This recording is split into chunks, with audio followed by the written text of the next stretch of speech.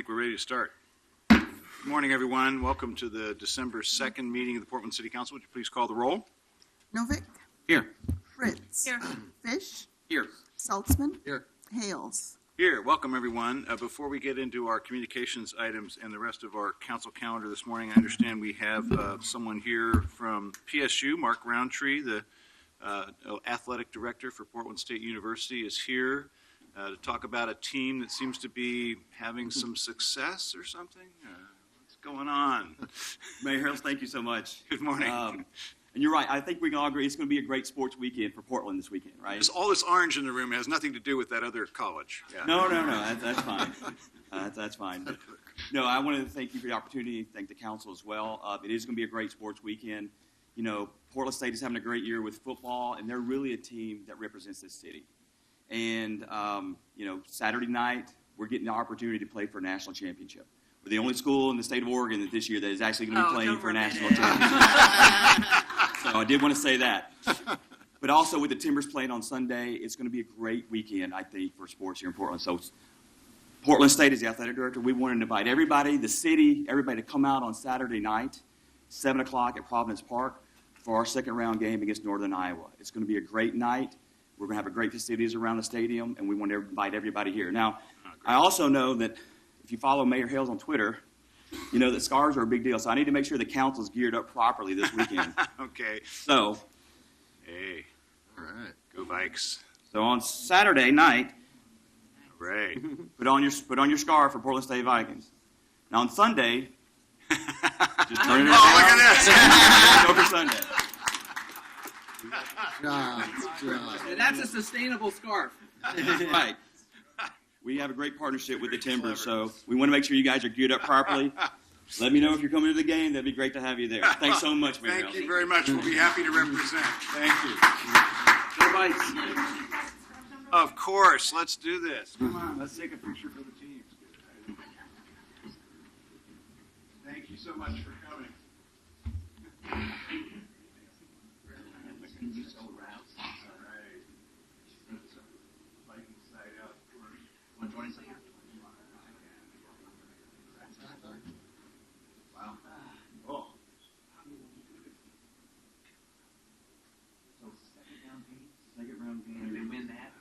If we win that, we'll either go to North Dakota and play North Dakota State, or we'll host Montana here for the quarterfinals. All right, 3, 2, 1.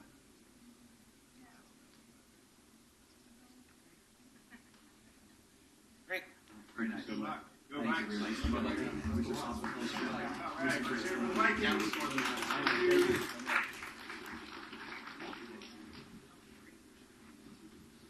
Quite the weekend. Okay, let's proceed then. We have some council communications items, and then we're going to move into a series of time certain and other ordinances on the calendar. I am going to be leaving at 10:30, so we're going to try to take action on some things that require second reading in fairly short order after communications, and I think I'm going to pull up 1251 early so we can address that as well as the time certain items.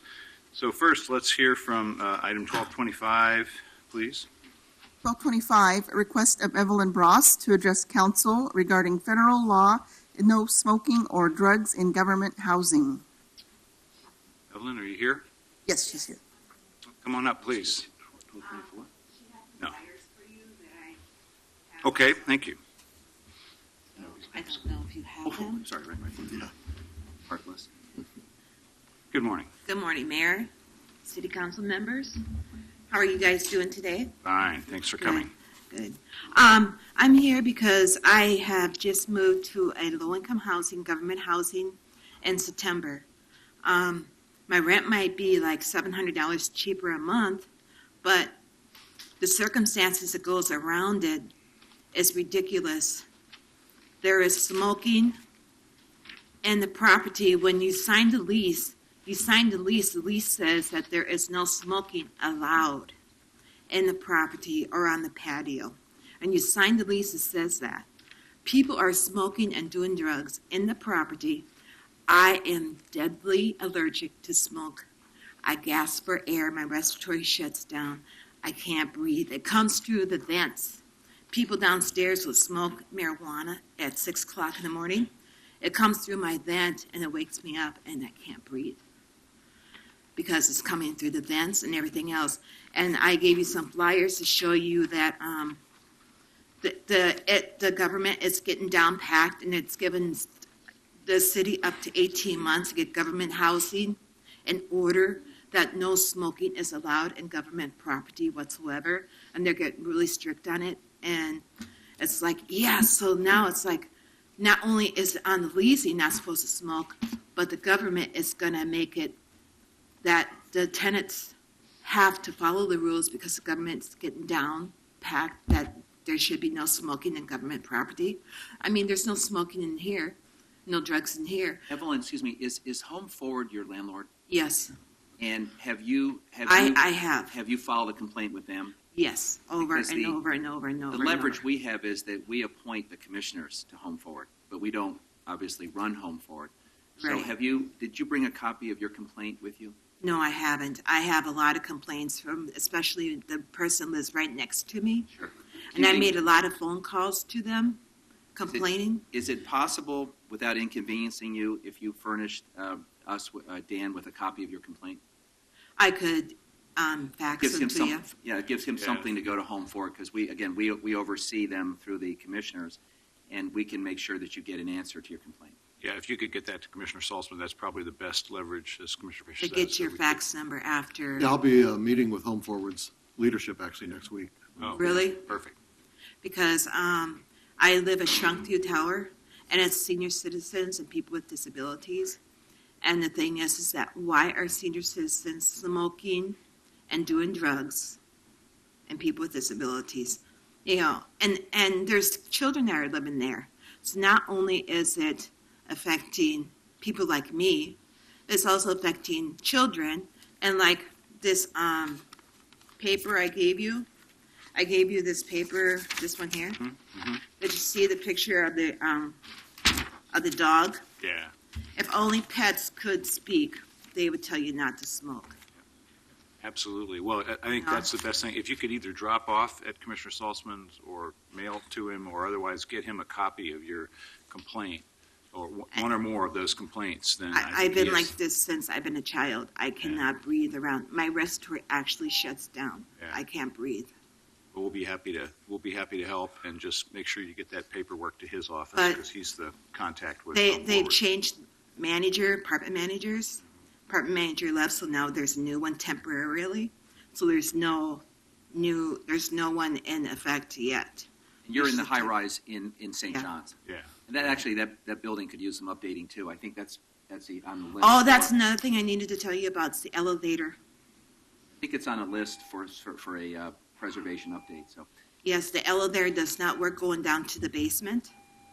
And animals, they have pets in there, and the dogs will go on the elevator and they'll do a number 1 on the floor. And then you're stepping on it and you can slip and slide. Well, thanks for letting us know about this. If you could follow up with Commissioner Salzman's office, that's probably the best leverage we have to help. All Thank right, you very much. thanks. Thank you. You take care. Okay. Okay, let's see. Maybe we should call 1227 and 1228 together. Would that be helpful? 1227, request of Sarah Kowaleski to address council regarding living wages, benefits, and job protections for city recreation staff. And 1228, request of William Ziegler to address council regarding living wages, benefits, and job protections for city recreation staff. Come on up, please. Good morning. Welcome. Chair out of the way there.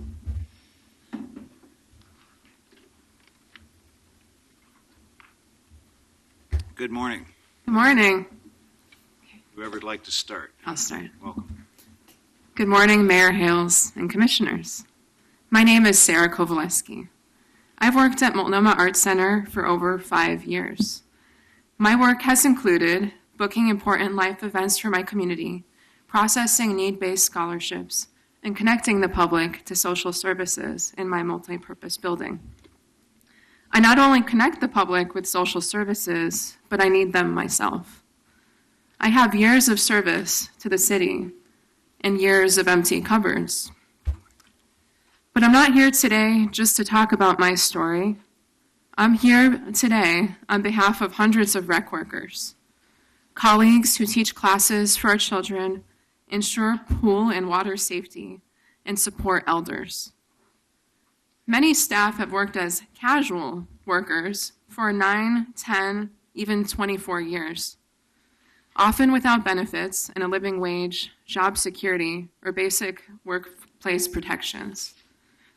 This time last year, I spoke to City Council about the misclassification of work in community centers. Since that time, some progress has been made, but the larger problem remains. There are still hundreds of rec workers struggling with poverty wages under this city's employment. Recently, Mayor Hales, you pledged to push the City Council to recognize a new classification of rec worker. This is a path to living wages, benefits, and union protections. In support of this effort, over 350 of my coworkers signed a petition asking for $15 an hour and more opportunity for year-round jobs. The packet of signatures before you today represents the aspirations of hundreds of my coworkers, from instructors to full-time coordinators who program classes. We stand unified to end this decades-long problem of low wages. And a pathway to better wages couldn't come soon enough. Portland is becoming more and more stratified by race and class, and the city government is no exception. As we strive to implement equity in city services and internally, it gives me pause to know that casual workers who face low wages are 20% more likely to be women like myself and 10% more likely to be people of color. In a city with the fastest growing rents in the country, we are also the most prone to displacement. On May 13th, you passed a fair wage policy, creating an avenue for living wage work for city contract workers. Today, I ask that you extend the same living wages to your own employees. You can do this by creating an ordinance that would voluntarily recognize a new classification of rec worker by December 16th. Thank you. Thank you. Good morning. Good morning. Good morning. My name is William Ziegler, and I'm a casual recreation employee with the City of Portland. I've spent a third of my life working for this wonderful city, and in my 8 years working at the community centers and outdoor pools, I've learned quite a lot about our community. I've taught over 1,000 people how to swim and watched many children grow up in our centers. Throughout these years, I've also seen the struggles of my coworkers, staff, who, like myself, have helped our community grow. I've seen excellent employees and teachers struggle with low wages and a lack of access to full-time work. These staff members kept our community centers running, even if it meant they weren't making enough to live or had to work multiple jobs. Many great employees who had a real future with the city have left due to low wages and a lack of access to full-time work. Speaking of living wages, as a long-term employee, I, like so many others, do not make enough to afford my own housing or transportation.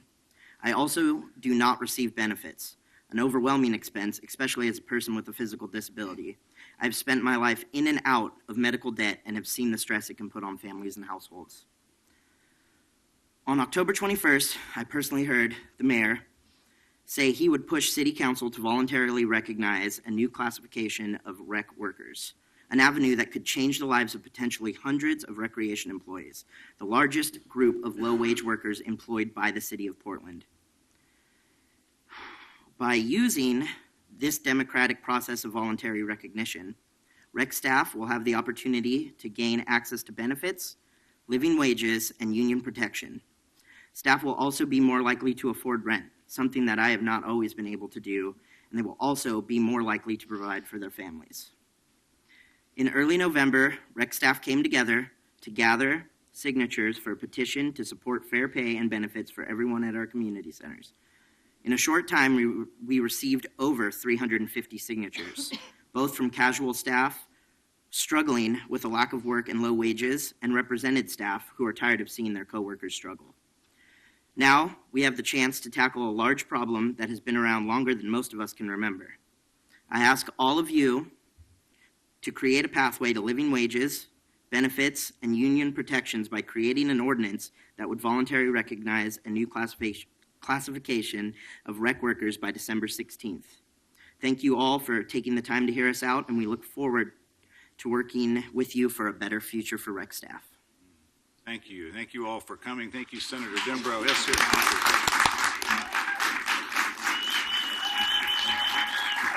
Thank you. Appreciate Senator Dembro and Representative Frederick for being here as well. And I think you've got a council here. Only one of us has not yet had the privilege of being Parks Commissioner. So maybe at some point in his career, Commissioner Novick will get that opportunity.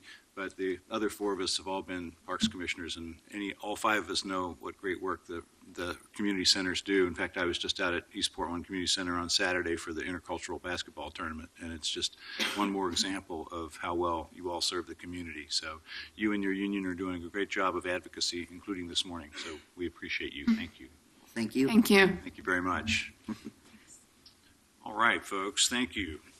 Let's move on to our regular calendar, give people a chance to get back to work or wherever that they're headed. Thank you for being here. And then if there's no objection, I'd like to bring up 1251. Let's do consent first, right? We've had two items pulled off of consent, I believe, 1235 and 1241. No others? Okay, so let's take a roll call, please, Carla, on the consent calendar minus those two items. Novick, Aye. Fritz. Aye. Fish. Aye. Saltzman. Aye. Hales. Aye. Okay, and then if there's no objection, let's bring up 1251 for discussion and possible roll call vote. 1251, establish a tax on the demolition of certain residential structures in the city of Portland. So this is a continuation of discussion that we started at our public hearing on October 14th and continued last week. There were a couple of requests from council members at the last hearing. Jillian Detweiler on my staff has provided information to your offices, but I just want to summarize that. Commissioner Fish asked for more input on whether houses in the floodway should be exempt from the tax, and representatives of both BES and Portland Housing Bureau have said they believe the tax should apply because it will help deter displacement in those areas. Andy Peterson at BDS said the floodway should be exempt because it would make it less expensive to raise houses above the flood level. Commissioner Novick asked for more information on the carbon impact of not exempting demolitions that result in increased density. BPS responded, the Planning Bureau responded that the impact of houses going to the landfill is very significant and the lost density is small. So those were the council requests. We've heard from a lot of people on this issue. We've heard excellent testimony at last week's hearing from United Neighbors for Reform, from Living Cully, from the Welcome Home Coalition. And it's really at a point now where I think I need some guidance from the rest of the council. We have the option of proceeding with this, doing something else, or setting it aside. So I'm open to suggestions before we take a vote. Mayor Hales, first of all, thank you for the process we've had to get to this point. And actually, thank you for posing these questions before the vote. I think this is, I wish we did this more often, had these discussions before we put something to a vote. It also gives the public to get a clearer sense of some of the fault lines on the council and issues of concern. If this goes to a vote today, I will vote no. And in part, I will vote no because of the issues outlined by the DRAC in the letter December 1st. The fact that I'm not sure it's fully baked, and I have some concerns about intended and unintended consequences. It is theoretically possible that if it is pulled and we spend some more time working on it, that there could be an acceptable version, and in particular, if we could find a way to balance the issue of exempting homes below a certain price without running afoul of the legal restrictions. And there's a delicate balancing act there. But if we go to a vote today, I will reluctantly vote no. I would engage the mayor in good faith if this was pulled back to your office with no guarantee, with no promises of an outcome. But I appreciate being given that option. That's why I wanted to cue this up, because if there's a chance that there's a majority, or better yet, a consensus of the council to move forward on this, I'm certainly willing to take more time on the old measure twice, cut one proposition. If there's simply not a majority of the council that wants to do this ever, then I need to know that, and that's an acceptable outcome, though I think, again, the question will arise, if we're not going to do this and we're not going to do nothing, what are we going to do to deal with the pace of demolitions and the loss of architectural character in our neighborhoods? And what are we going to do to provide funding for affordable housing? Because this is the first actual new revenue for affordable housing that we've come up with so far. So again, I'm not wedded to this as a solution. I am wedded to finding one, and this one appears useful. So open to other comments from council members before we either proceed or not today. Mayor, if this comes to a vote today, I will vote no. My concern, as I expressed last week, is that this proposal in effect assumes that every demolition is equally bad and that the parties involved in a demolition are equally able to pay a $25,000 tax no matter what the circumstances. I think that it's obvious that since we have policies to promote density, a demolition that results in increased density is not as bad as a demolition that does not. And it also seems clear to me that the parties involved in the demolition of a $200,000 house and its replacement by a $350,000 house are less able to pay a $25,000 tax than where you have a $200,000 house being demolished and replaced by $1 million house. So I am not going to vote for anything that doesn't include at least one of those two things, a density factor or exemption and some variation of the tax based on the value of the replacement house. I actually am not fixed in my mind yet as to whether I might support something that had one of those but not both, but I can't support anything that doesn't have either. Okay, that's helpful. Any other comments?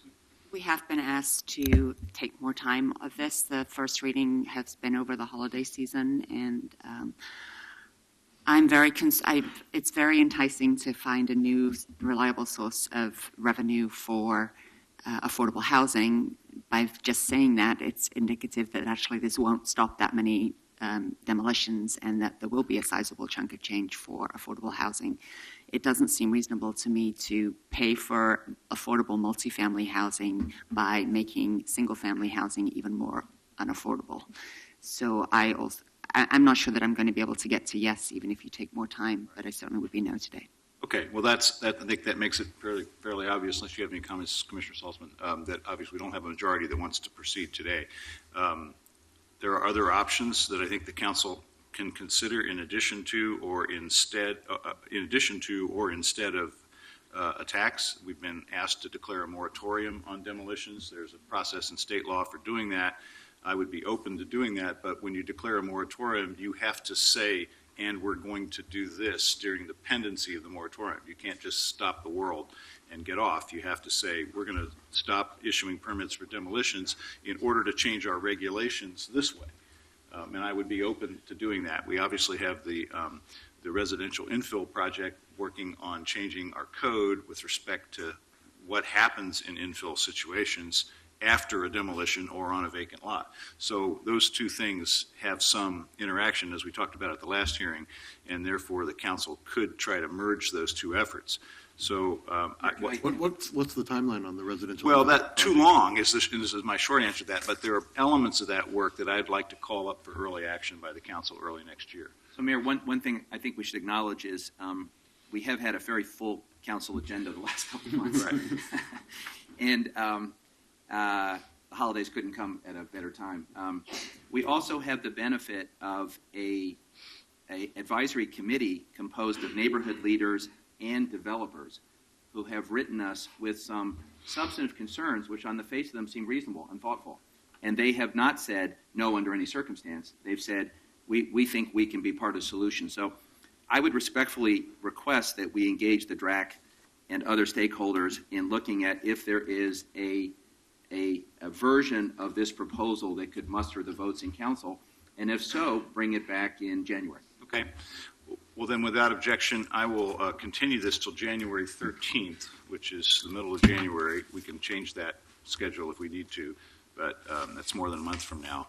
So I'll continue this to January 13th and give us a chance to have those discussions. Okay, thank you. Mayor, I've just been advised that 1241 is no longer been pulled, so that's... Okay. 1241 is no longer pulled, so that is a non-emergency ordinance, so it passes second reading. We have Sorry. Puller has The puller has depulled. We already voted on consent, so we. No, but that one was pulled. It was So pulled. so we'll have to have a take hearing separate on it. item on 1240, Okay, separate I'm just- action. So if you can, we can save that till later in Come the back to council that calendar later. I got it. if we might, because that will allow the other issues to get resolved while I'm here. Okay, let's move then to 1229, please. 1229, improve land use regulations through the accessory structure zoning code update project. Okay, this is a second reading. Comments? Yeah, I would ask for similar indulgence on this one to have just a little conversation and perhaps staff input. One of the things that I have noticed in reviewing the proposed code is that the allowance to put a structure of a certain size on the property line does not say that adjustments are prohibited. So the assurance that these will be small and limited to 24 feet by 10 feet is not an assurance, because the change in the purpose statement also means that adjustment might be more likely since they're already there. So I wonder if that was an unintended part of the code, that you didn't prohibit adjustments to this, Can we get These staff to standards? respond to that and before or are we take you action? intending to actually allow larger structures right on the property line? And the section in question is 33-110 250C2.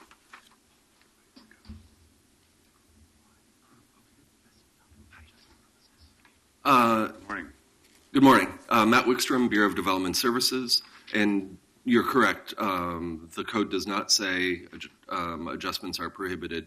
So someone could potentially go through an adjustment review to ask for a larger ADU in the setback, larger than would be allowed with the new code, just as they would be able to go through an adjustment review today to ask for a larger accessory dwelling unit in the setback.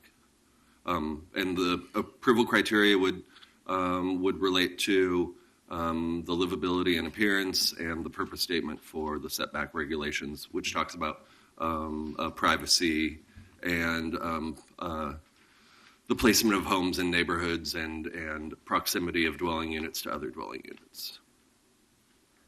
And this is similar to the current process has that same allowance for garages. So if somebody wants to build a 24 by 30 garage, they would go through an adjustment process. So the idea was to have the parallel process with other accessory structures. Okay, so the criteria would apply, and in effect, the design and character of the project is then considered. Then my second question is about runoff. If the wall is on the property line, the eave is going to be over the property line? That's not allowed. So basically, if someone was going to have an eave, they need to make sure that eave is pulled in. The wall would have to be pulled in so the eave would not extend over the property line. So as a practical matter, you can't actually put the wall on the property line because there's always going to have to be some provision for the runoff. So that is not clear. I think it is, because Well, it it's happens all other, the time. it's other codes that address that. So Environmental Services handles stormwater, and I believe if a structure is more than 500 square feet, they have to show what they're going to do with the runoff. So once again, a smaller scale structure may not necessarily have issues, but then a larger one, they'll have to show how they're going to. Yeah, regardless of deal with runoff, the you runoff. can't hang your eave over it. And that's, once again, the same. We don't have anything with garages that say in the zoning code that the garage has to be set back to meet BES requirements. That's just part of the menu of requirements that they have to go through to meet when they're getting a permit. Okay, other questions for staff? Thank you very much. Okay, this is a second reading. Let's take a vote, please. Novick? Aye. Fritz? So since the first reading 2 weeks ago, I have held 2 public meetings, one with 70 people and one with, I attended one last night with over 20. And by a 20-1 margin, people do not, in general, support this. I've given both the arguments for and the arguments against as I've read them in my emails, and did not state my own preference. And it was quite stunning how many people are quite concerned about this. and I believe it's going to have a backlash against accessory dwelling units, which have been so popular since we carefully crafted the regulations 2015, some 20 years ago, to allow them to be compatible and to not infringe on neighbors' rights. Now we are allowing them to be 30% larger than the average garage and taller and on all three sides of the rear property line, right on the property line. And I wouldn't like that next to me, and I think there's a lot of people who are going to be very upset when they find out that there's going to be a structure like this on their property line. We allowed Airbnb because we knew we were going to get a lot more tax money from it, and yet now we're seeing an explosion of accessory dwelling units being built as Airbnbs, and so basically people have commercial structures right on their property line, and that's not what residential neighborhoods are for. No. Fish. Aye. Saltzman. Aye. Hales. I want to thank the Planning Bureau and the Bureau of Development Services for good work on this, and I do think the community has done a good job of coming to us with a responsible proposal. I'm sensitive to the concerns you've raised, Commissioner Fritz, but I think there's such demand for this kind of housing in the city that we should try to make this work, and I think it will work well. Aye. Thank you very much. Okay, let's move then to item 1230. 30, replace code chapter 16.40 pertaining to private for hire transportation in the city of Portland.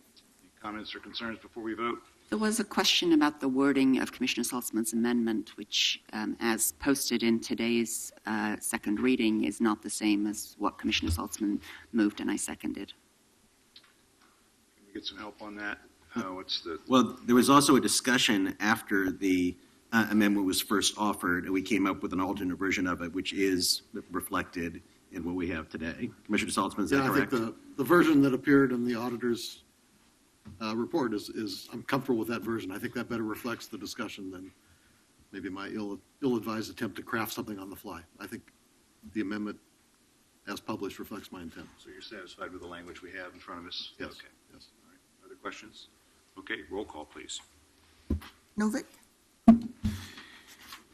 In this job, there are issues you deal with that you're excited to deal with because you ran on those issues. They're part of the reasons you're here. And there's issues you deal with because they came up on your watch and you have to deal with them. This, for me, falls squarely in the second category. Speaking purely for myself, I would be very happy if I'd never heard the words Uber or Lyft, because this is a no-win issue. If you don't let Uber operate here, then you're depriving Portlanders of a popular service used throughout the country and the world. If you let them operate here, you are murdering innocent traditional taxi cab drivers in their beds. This is a no-win issue. When the regulation of private for hire was transferred to PBOT, here's the situation we had.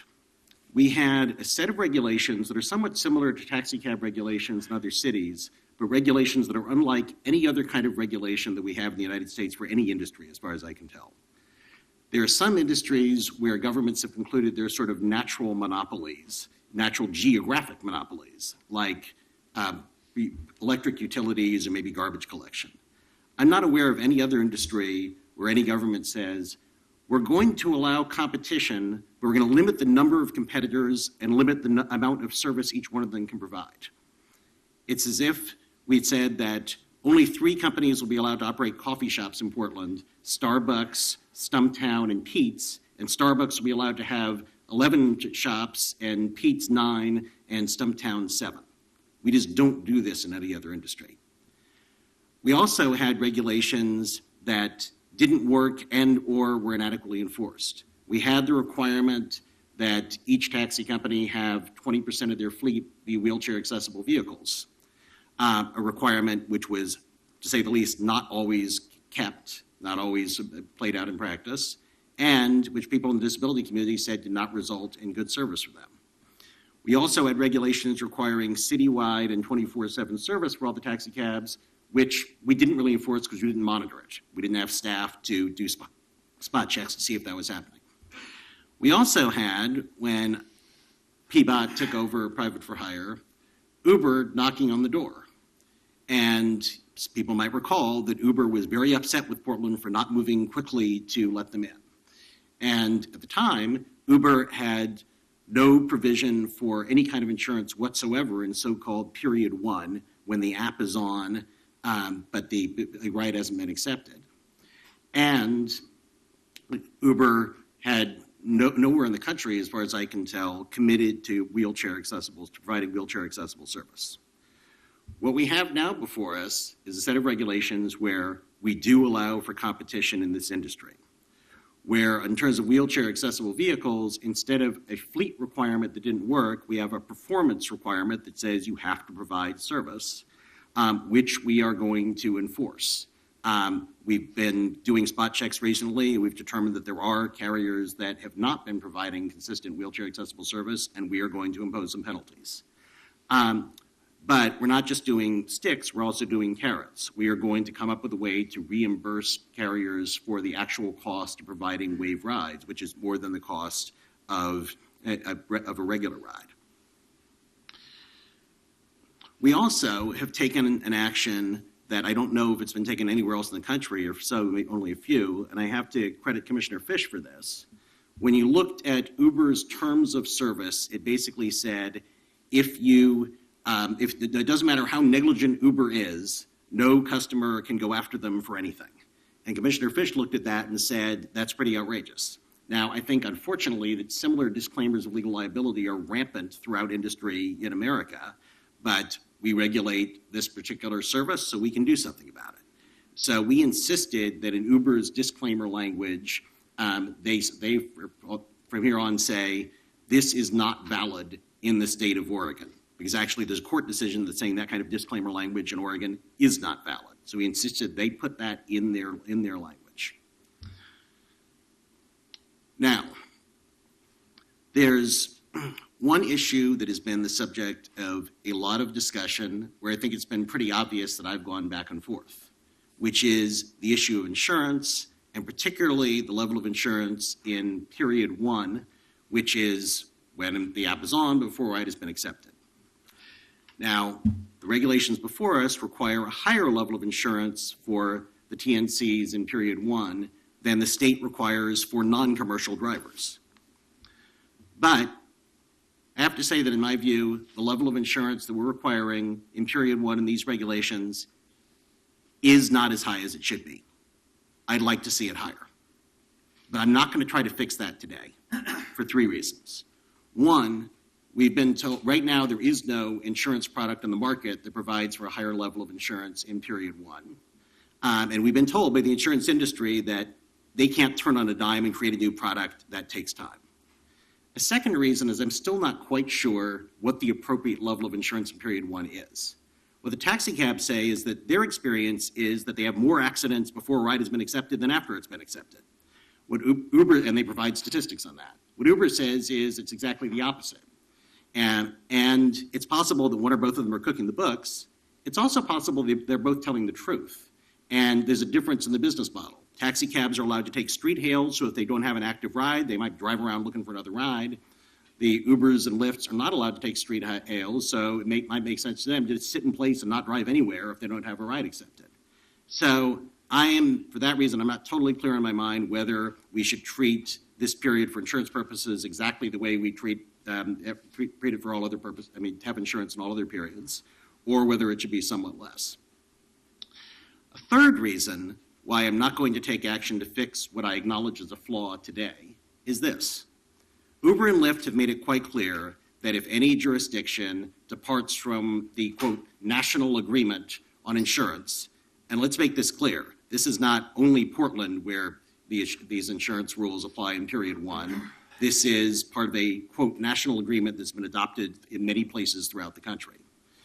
But Uber and Lyft have made it clear that if any jurisdiction tries to depart from this, quote, national agreement, they declare war.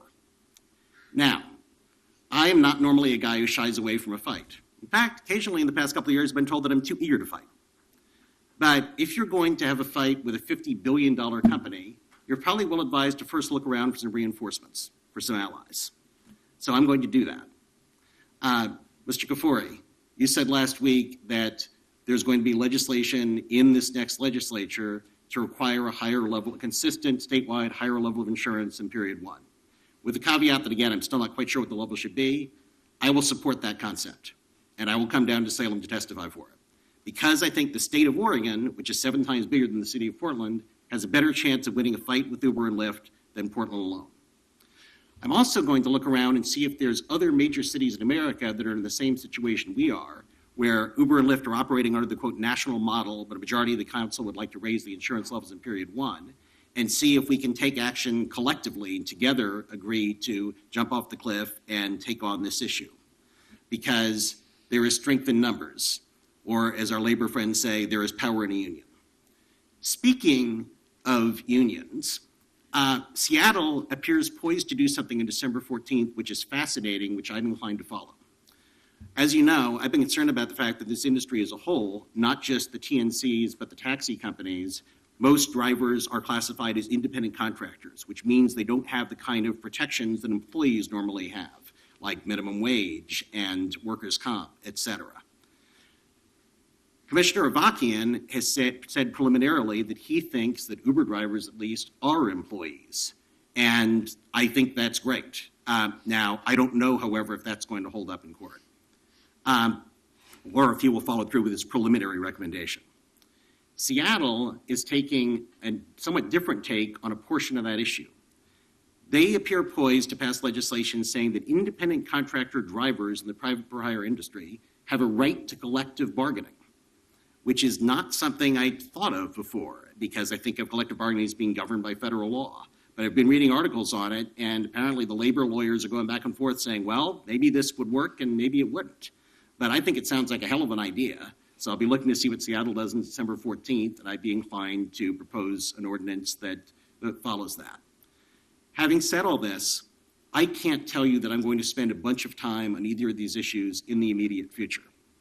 My priority for the next several months has to be passing a local temporary gas tax to fix our streets and make them safer, which is a huge issue which the city hasn't dealt with in at least 28 years.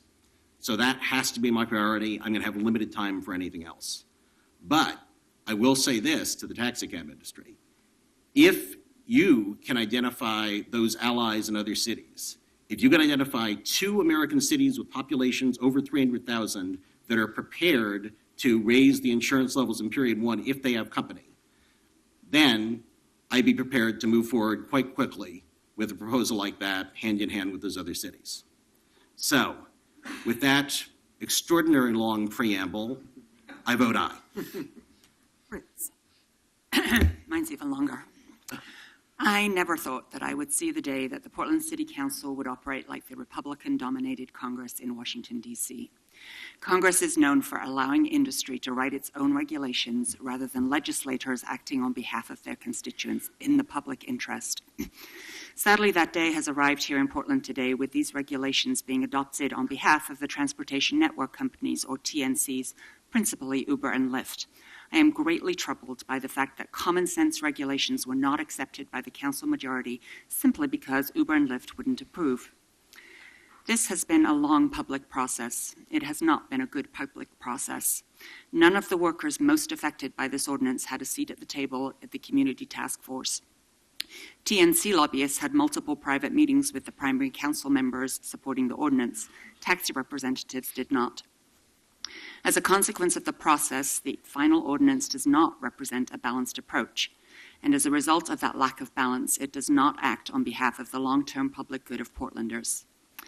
A December 8, 2014, a year ago almost, in the article in the Oregonian, reported Commissioner Novak stated, if Uber thinks there should be no maximum price on what they charge Portlanders, they should make their case to the Portland City Council because everyone agrees good regulations make for a safer community. Good regulations do make for a safer community, but this ordinance doesn't follow through on the laudable initial commitment to good regulations. As Commissioner Novak just publicly reiterated his desire for both Uber drivers and taxi drivers to be treated as employees. It's not okay to say that we're going to punt on that and that if 2 cities join us, we'll go along. 2 major cities have already said that insurance needs to be greater in the period one, and Uber and Lyft have decided not to operate there. In meetings inside City Hall, Commissioner Novick pledged to me that the new system would be as safe for an aging woman like me as the current taxi system. That is not the outcome with the policy before us. Background checks will no longer be overseen by trusted public servants working for the people of Portland inside city government. They will be contracted out to private third parties with only spot checks to confirm accountability. There is no requirement for drivers to take a defensive driving course, thus missing a huge opportunity to close the driver error gap as we implement Vision Zero. Taxi drivers are having to work longer hours to eke out a living. All of these factors make me less safe as a lifelong taxi cab user as a result of this ordinance. There are other factors in these rules dismantling the reliable, safe taxi service that Portlanders have depended on for decades. People choosing to use taxis will no longer be certain of the fare before we hail or book a cab.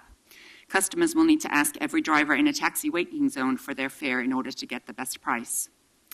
New taxi companies will no longer be scrutinized by the grueling public vetting and approval by City Council in an open public hearing. I feel so sad for my friends in Union Cab, supported by the Communication Workers of America Local 7901.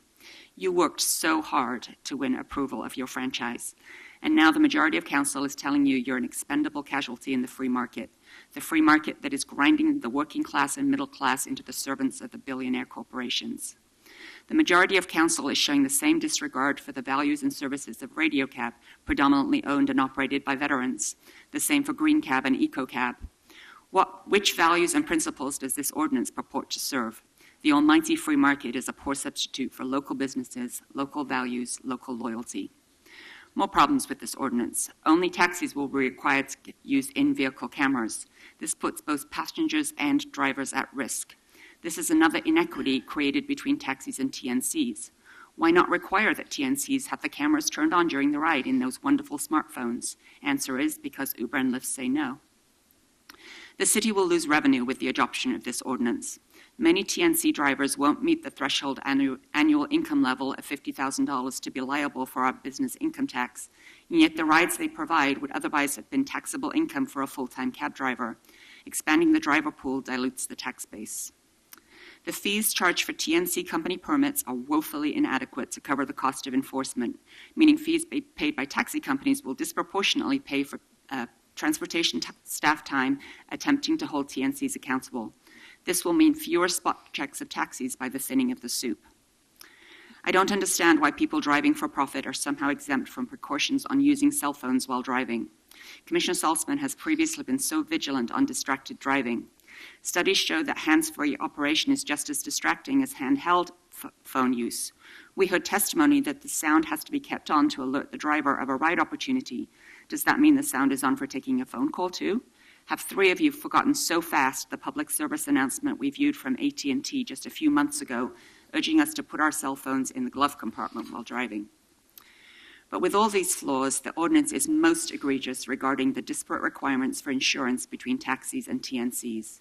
Taxis will continue to be required to carry $500,000 in liability insurance at all times. Uber and Lyft drivers will be covered by a paltry $50,000 when accidents happen, when drivers are waiting to pick up fares or are on their way home.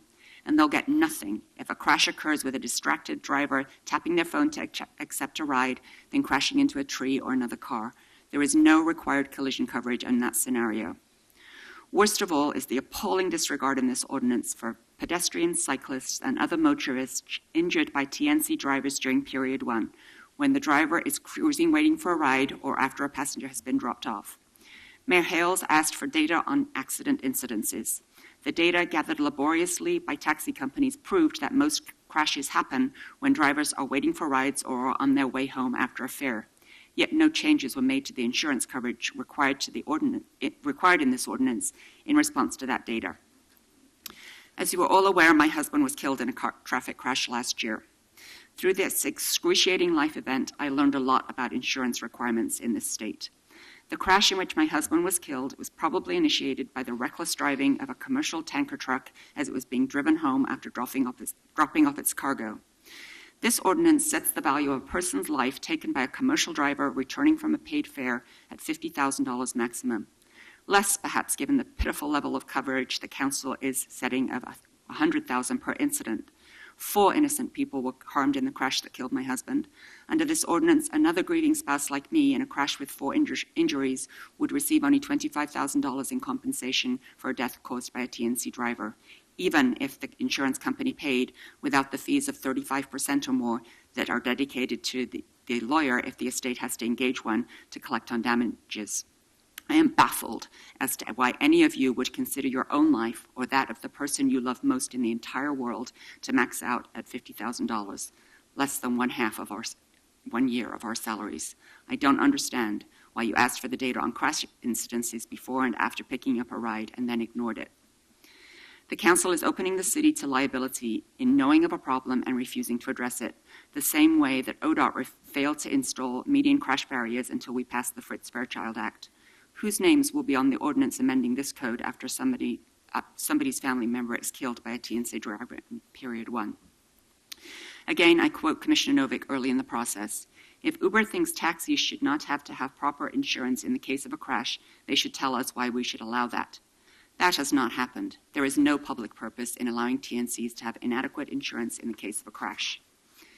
Mayor Hale said, our main concern is with public health and safety because the state invested in the cities the responsibility to do that.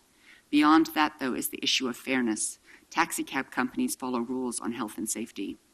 The rules adopted by the majority of council today do not follow the same rules for public health and safety for TNCs as for taxi cab companies. There are multiple other problems with the done deal being adopted. Lack of protection for TNC drivers assaulted by passengers compared with taxis. Setting the insurance company rules to favor Uber's insurance, which is not admitted in the state of Oregon and will not provide protection if the James River Corporation fails, while making local taxi companies buy more expensive insurance from big national companies rather than reliable Oregon firms. Taxing all rides the same to pay for accessible rides without requiring TNCs to share the load of providing accessible vehicles, which places an unfair burden on taxi companies who recently invested in accessible vehicles to meet the city's fleet requirement. One and done driver safety checks rather than periodic retesting. I could go on and on. I'm beyond disappointed in these regulations, which ought to be so simple, fair, and safety-oriented. Aside from the here and now impacts on drivers, passengers, and bystanders injured by TNC operations, I am very concerned about the negative climate impacts of putting thousands of TNC drivers on Portland streets. Before the pilot project, there were a mere 750 permits issued to taxis. Now we are told there are about 5,000 new commercial drivers on Portland streets, adding to congestion and making it easier for passengers to choose low-occupancy cars over transit. The mayor is heading to Paris to boast about Portland's commitment to reducing vehicle emissions and other critical mechanisms to combat climate disruption. How does this ordinance help in that regard? I'm very grateful to the taxi drivers and other citizens who participated in this process, however flawed this process has been, as if their participation might make a difference. I was hopeful that my input might make a difference too. I see no evidence that it has been that is true. I thank Director Leah Treat and the Portland Bureau of Transportation staff. I recognize that you have carried out the direction of your commissioner in charge and your mayor. I expect and receive the same from the Bureau directors assigned to my portfolio. Thank you to my colleague Nick Fish, who has stood side by side with me in trying to protect the interests of our constituents rather than ceding to the demands of two powerful out-of-state corporations. Like the many Portlanders who have provided support and encouragement to me over the past 62 weeks, Commissioner Fish, your efforts have been hugely appreciated, even though we can't change the outcome. Thank you to Claire Adamsick, Tim Crail, and Tom Brazeau on my staff, and Judith Mowry and Dante James in the Office of Equity and Human Rights, who tried hard to get taxi drivers' voices heard. I recognize there are many Portlanders supplementing their income or driving for Uber and Lyft as their primary income. I appreciate their participation in the process too. I worry about the TNC drivers putting their families at risk from driving without proper insurance, surveillance, or support from their TNC employer. When $50,000 insurance proves too little in period 1, the injured party can and will sue you personally to recover damages. I believe we could have set up a system that safeguards both drivers and riders in the new paradigm, and those in the taxi industry continuing to provide service to women like me who do not feel safe getting into an unmarked car with no camera running. This ordinance does not do this. This ordinance denotes caving into multinational corporations at the expense of Portland businesses and the safety of our community. There is limited public purpose in the regulations being adopted today. This ordinance represents capitulation to the lowest common denominator in the worst way. I am very disappointed that Portland isn't stepping up to set the national standard for a sharing economy with adequate safeguards for both workers and customers. This is one of the saddest votes I have cast in almost 7 years in office. Portlanders will lose their family wage jobs. Fare-paying passengers will not be as safe as when hiring rides in Portland, and victims will receive grossly inadequate compensation when tragedies occur as a result of this action. This ordinance does not act on behalf of the long-term public good of Portlanders. In casting my vote, I would like to add an emphatic swear word, but in the interests of decorum, I will simply vote in the name of all those traffic crash victims. No. Fish? I want to begin by acknowledging the countless hours put into this process by key stakeholders, including the taxi companies, drivers, TNCs, the private for hire task force, staff at PBOT, by Mayor Hales, Commissioner Novick, and their staff. I believe they worked in good faith to attempt to craft policies that strive to balance fairness, safety, and jobs. I also appreciate the progress we've made on a lot of issues I care about, like requiring TNCs to tailor their terms of service to reflect Oregon law, improving service to disabled customers, and clarifying that TNC insurance is primary in all 3 periods. That said, I cannot support this proposal. As I have said before, I am not pro-taxi or anti-Uber. Rather, I have a healthy dose of skepticism to the claims made by a company with a well-established track record of running over its critics, its competitors, and its regulators. I have questioned whether the public interest is served by deregulating this industry. And I have expressed concern with the business practices of many of the key players in the so-called sharing economy who simply declare that the rules don't apply to them. Throughout this process, I have supported reasonable policies and regulations that reflect our values, not theirs. But I keep coming back to the same issues. Fairness, a level playing field, consumer protection and safety, and perhaps most important, trust. Time will tell if my concerns are justified, but today I cannot support this ordinance, and so I vote no. Saltzman. Well, I want to thank Commissioner Novick, Brian Hockaday, the Portland Bureau of Transportation, for really taking a thankless task and doing yeoman's work here. I think that there's been an effort to level the playing field as much as possible between TNCs and taxi cabs, and I think that's the good direction to go in. And I know we like to talk about $50 billion corporations versus small taxi cab companies, but I look at this as a new reality. I mean, this is a generational shift.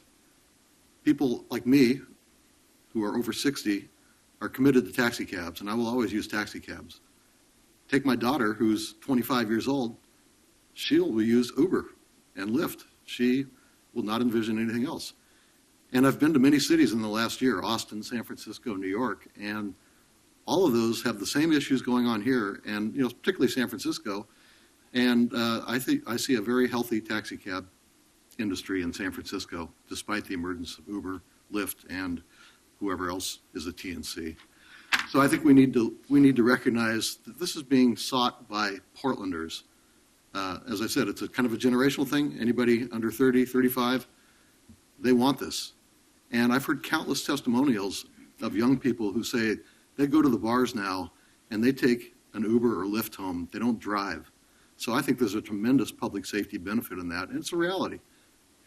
They're not, cabs for whatever reason are just not as available when they're needed, when the bars are closing. And I think that's a tremendous public safety aspect of this that we tend to overlook, but it's a reality. I do think that enforcement is a key, and that's why I'm so happy that we're doing a 50-cent surcharge per ride to be dedicated to enforcing these new regulations. And I think that's been a key concern of the taxi cab industry. I think you were heard, and we will have a robust enforcement program. I am convinced of that. And finally, I would just like to say that, it's time, we had a robust demonstration period. It's time to move out of our own phase one and get into our own phase two. As Commissioner Novick has alluded to, phase two may be robust as well. But it's time to say, we've had the trial period. It's shown that the pie of people using TNCs and taxis has increased dramatically. True, the taxi cab share of that pie has declined, but not as precipitously as feared. I believe there's people like me and Commissioner Fritz, others who are always going to use taxi cabs, and there's always going to be a place. But there is also a place for transportation network companies, and we need to accept that and get these rules in place and move on. Aye. Hales. Well, I also want to thank Commissioner Novick and his staff, Brian Hockaday in particular, Jim Owens, who led the task force, facilitated the task force of citizens who helped us try to work our way through these issues. And I won't add a lot to the good comments that have already been made, but I want to add a little bit of context. Remember that how we came into this issue. These TNCs, as Commissioner Novick pointed out, were something new under the sun. They started operating in the rest of the Portland metropolitan area. And I want to reiterate this point. We are 600,000 people in a region of 2.2 million. In the entirety of the rest of the metropolitan area, there are no regulations whatsoever with respect to transportation network companies. Not in Vancouver, not in Beaverton, not in Gresham, not in Lake Oswego, and so on. So there is an appropriate role for the state to play, and I hope they do. And I hope the discussion about insurance continues there, as well as the discussion about who is or is not an independent contractor. But what happened in the city of Portland was these transportation network companies began putting pressure on us to allow them to operate here. Then one of them began operating illegally. They were told to stop operating illegally so we could consider changing our regulations to incorporate them into the new reality that we're in, and we have done that. We haven't gone as far as some would like us to go in those regulations, but actually I think we've gone farther than almost any other city in the United States. That's a good start. These are regulations. We can change them, particularly after the state acts. But I think it's important to remember that context, that no one asked for this, least of all the Transportation Commissioner or his bureau. They have some other work to do, and I appreciate your priority very much, Commissioner Novick. But we have made a good effort at regulating a new thing, but we've got to remember that there are others who also have to play a role here. The State Labor Commissioner, the state legislature have a role to play in trying to figure out how this is going to work going forward, and the City of Portland will continue to be involved in that work. So I appreciate the good effort that's been made. It's a good start. We have not achieved perfect equity between the traditional taxi cab companies and transportation network companies. I understand that. That wasn't really possible for a city to do. But I hope that as this goes forward, this city will continue to be an innovative, effective regulator in a context of a brand new global industry that showed up uninvited on our doorstep. Aye.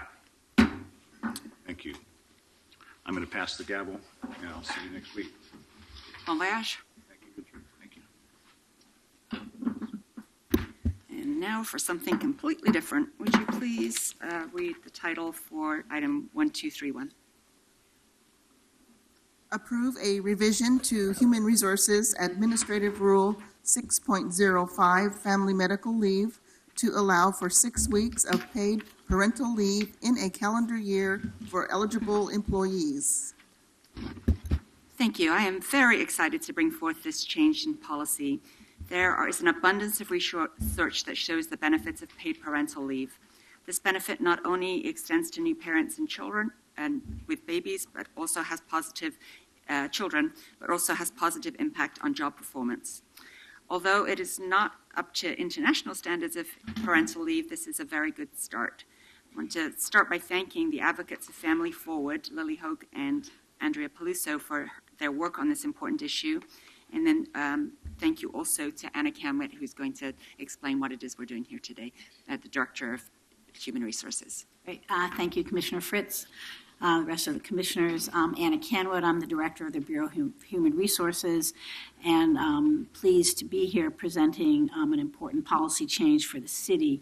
The ordinance proposed is adding to Human Resources Administrative Rule 6.05, family medical leave, a provision that would make the first 6 weeks of parental leave under the Federal Family Medical Leave Act and or the Oregon Family Medical Leave Act paid leave. Eligible events, as Commissioner Fritz mentioned, for that leave would be the birth of a child, adoption of a child, or a foster placement of a child. This change would cover parental leave taken by all our regular employees, limited duration, temporary employees in budgeted positions, certain at-will employees, including those in elected official offices, who have simply worked 180 consecutive calendar days. The city paid parental leave will run concurrently with leaves, parental leave under the Federal Family Medical Leave Act and the Oregon Family Leave Act. As Commissioner Fritz mentioned, the research is very clear that parental leave has a positive impact on parents bonding with their children. Our goal by providing 6 weeks of paid parental leave would be to ensure that parents at a minimum are able to take that amount of time off. The research shows that fathers who take parental leave are more involved with their children, and this change is in keeping with the city's goal to become an employer of choice. We have instituted many programs and initiatives under our umbrella of becoming an employer of choice, and paid parental leave is an important component of that. Paid parental leave will assist the city in attracting and retaining new employees. Attracting new employees is becoming increasingly important as our retirements continue to increase over the next few years.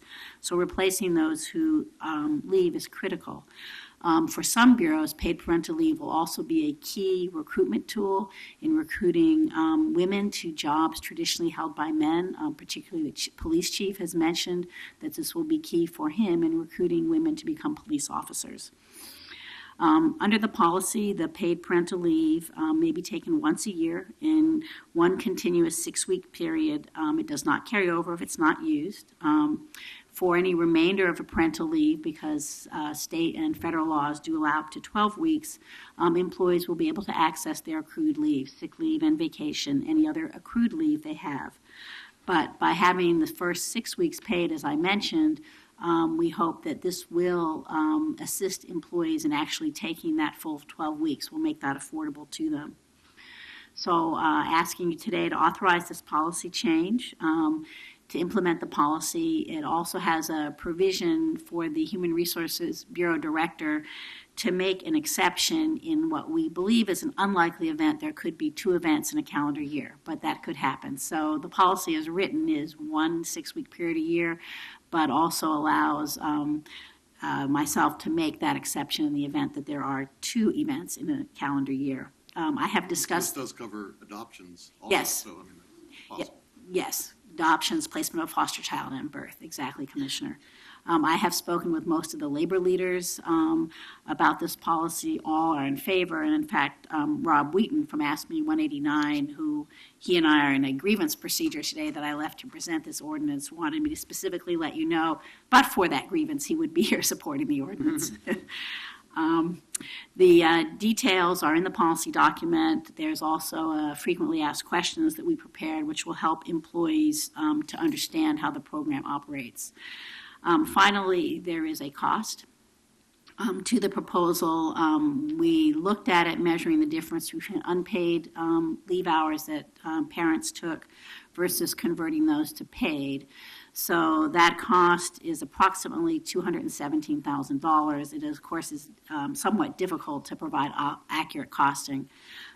There is an additional cost for those bureaus where employees have to be replaced, and that, again, is an estimate range between $195,000 and $285,000. The last thing I want to mention, although it is not part of this particular ordinance, as part of our overall proposed revisions to the Human Resources Administrative Rules, which are out for notice and comment now, we have recommended adding a provision that would allow employees to donate up to 40 hours of sick leave to those employees who have a catastrophic illness of their own or a dependent. This particular provision will also assist, for example, mothers who are experiencing pregnancy-related disability and are on unpaid time. So it is somewhat related to the paid parental leave provision. So I just wanted to note that, and that those provisions will probably be going into effect in January. Thank you. I have no other Questions for Anna before she hurries back to grievances? It's okay. Thank you very much. We have two panels just shortly. First, Larry Wallach from Portland State University, Courtney Duke, and Sarah Schooley from the City Mamas Affinity Group. I'll stay in case there's any other questions.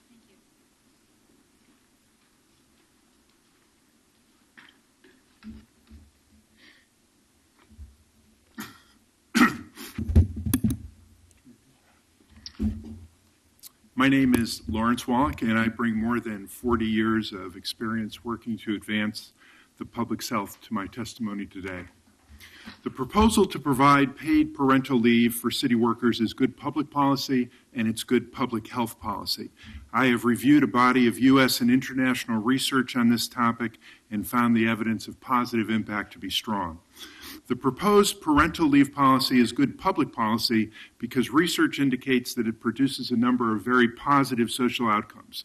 This policy promotes equity because it takes an opportunity that is now enjoyed by relatively few and extends it to others. Some of the specific outcomes established through the research include increased amount of leave that both new mothers and fathers take. This is not taken for granted because oftentimes when policies exist, people don't take the leave even though the policy exists. The paid policy actually shows that there is an increase in the amount of leave that's taken. It increases the amount of time that the father spends caring for the child.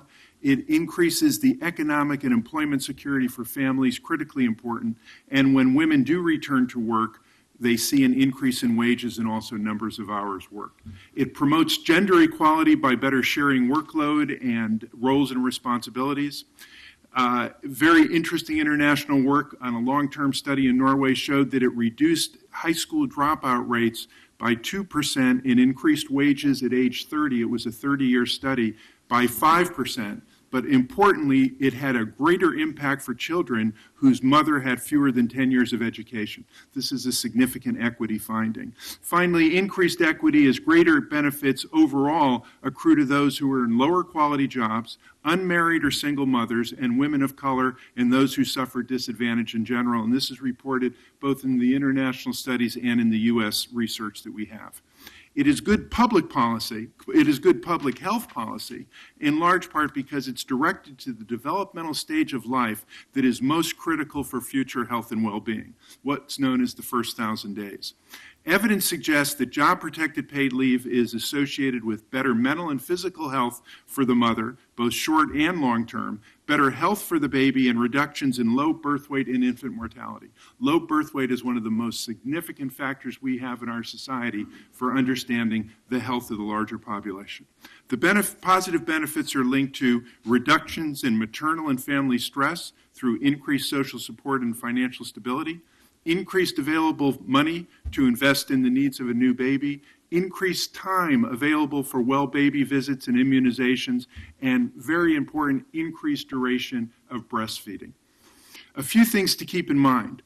Number one, the availability of job-protected leave likely allows women to use sick or vacation leave, if available, during pregnancy, which might provide benefits to the developing baby that influence birth weight and infant mortality. This is leave that otherwise might have to be saved for the post-delivery period. All studies show that longer leaves result in increased positive outcome. The few paid leave programs that do exist in the United States, and the one you are proposing, are far below the average of 18 weeks paid leave provided by our comparator OECD countries. A duration of 6 weeks will likely yield positive benefits, but will still be far behind what we should aspire to as a caring community.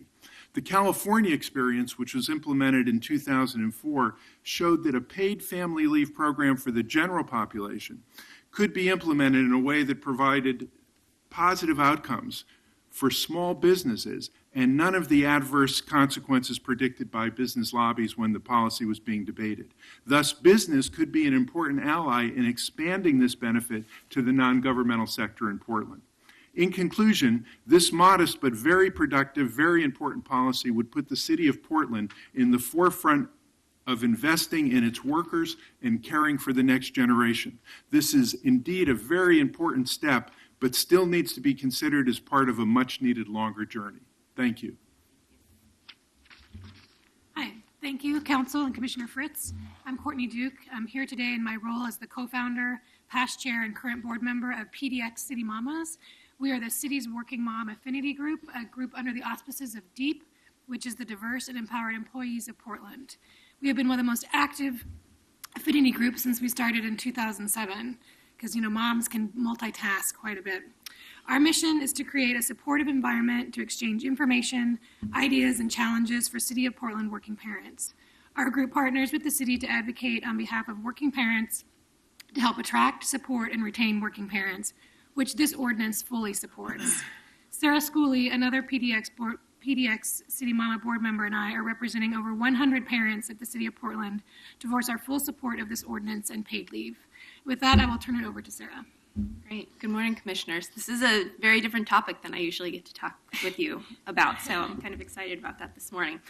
So I just wanted to set some frame as to the discussion and what's going on around the country. So I'm going to go through a quick list of some different companies and how much paid leave they give to their new parents. So Netflix, probably the gold star, gives unlimited paid leave for 1 year. Facebook gets 17 weeks. Adobe is 16 weeks. Twitter is 10 weeks. Google is 12 weeks. And Bank of America is 12 weeks. As for our fellow governmental counterparts in San Francisco, they have 12 weeks. In Multnomah County just put together 6 weeks, which is pretty exciting that we're trying to get in line with our other commissioners across the river. King County, up in the Seattle area, is 12 weeks. And Kansas City, Missouri, is 6 weeks. So seeing these numbers, I think it's really exciting that Portland is stepping up to bat here, and especially seeing the benefits that have been proved in research that we're ready to take the next step. But also, as a personal professional who has worked for this city for 5 years, I can testify that I've never worked with a government structure that has had such dedicated, smart, and talented employees. That said, working for the city isn't necessarily a glamorous position, as many of you know. We are constantly trying to please an unpleasable public. We will probably never make the equivalent of what we could make in the private sector, and in most cases, we have very little negotiation power to balance our work with outside life choices. That said, we still work for the city.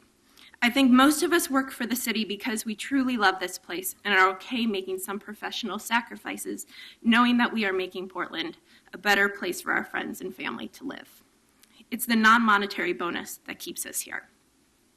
But as we start thinking about how to keep these fabulous staff here and how to recruit the newest and best minds in the workforce, we must understand that benefits such as paid parental leave are used to decide whether a job and an employer has similar values and is worth spending 40-plus hours a week with.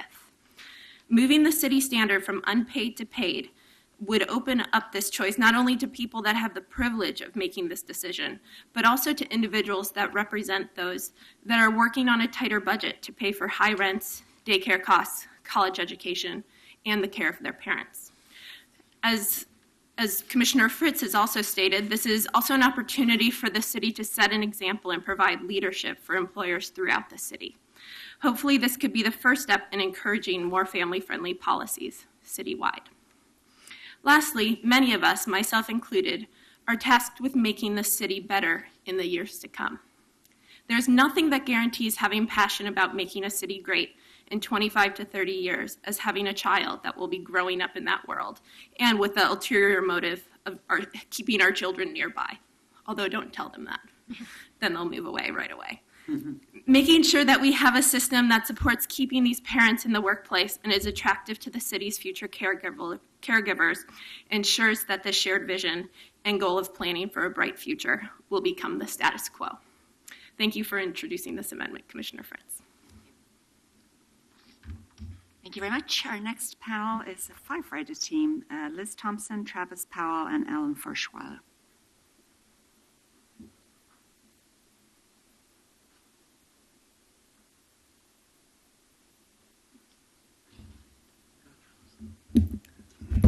Commissioners, thank you very much for allowing us to be here today to visit with you. Also, thank you so much for even entertaining this opportunity that is going to be of great help to your employees.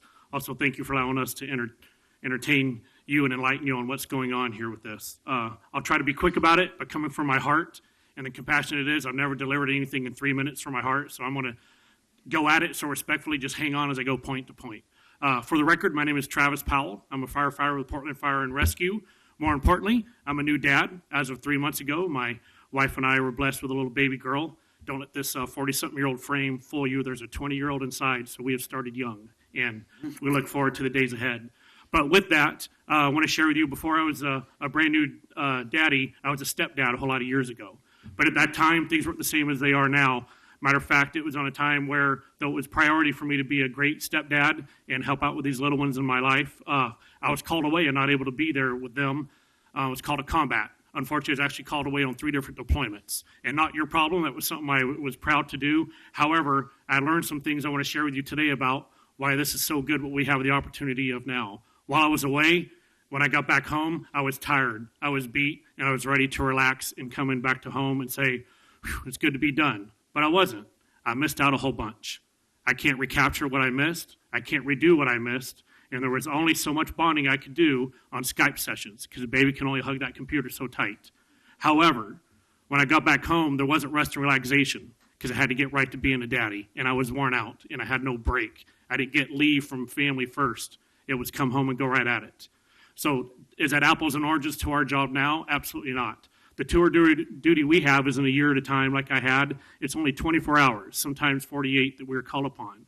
However, when we get home, I'm very tired and very beat up, and the mind and the heart is kind of spent from what may have happened in that last 24-hour session.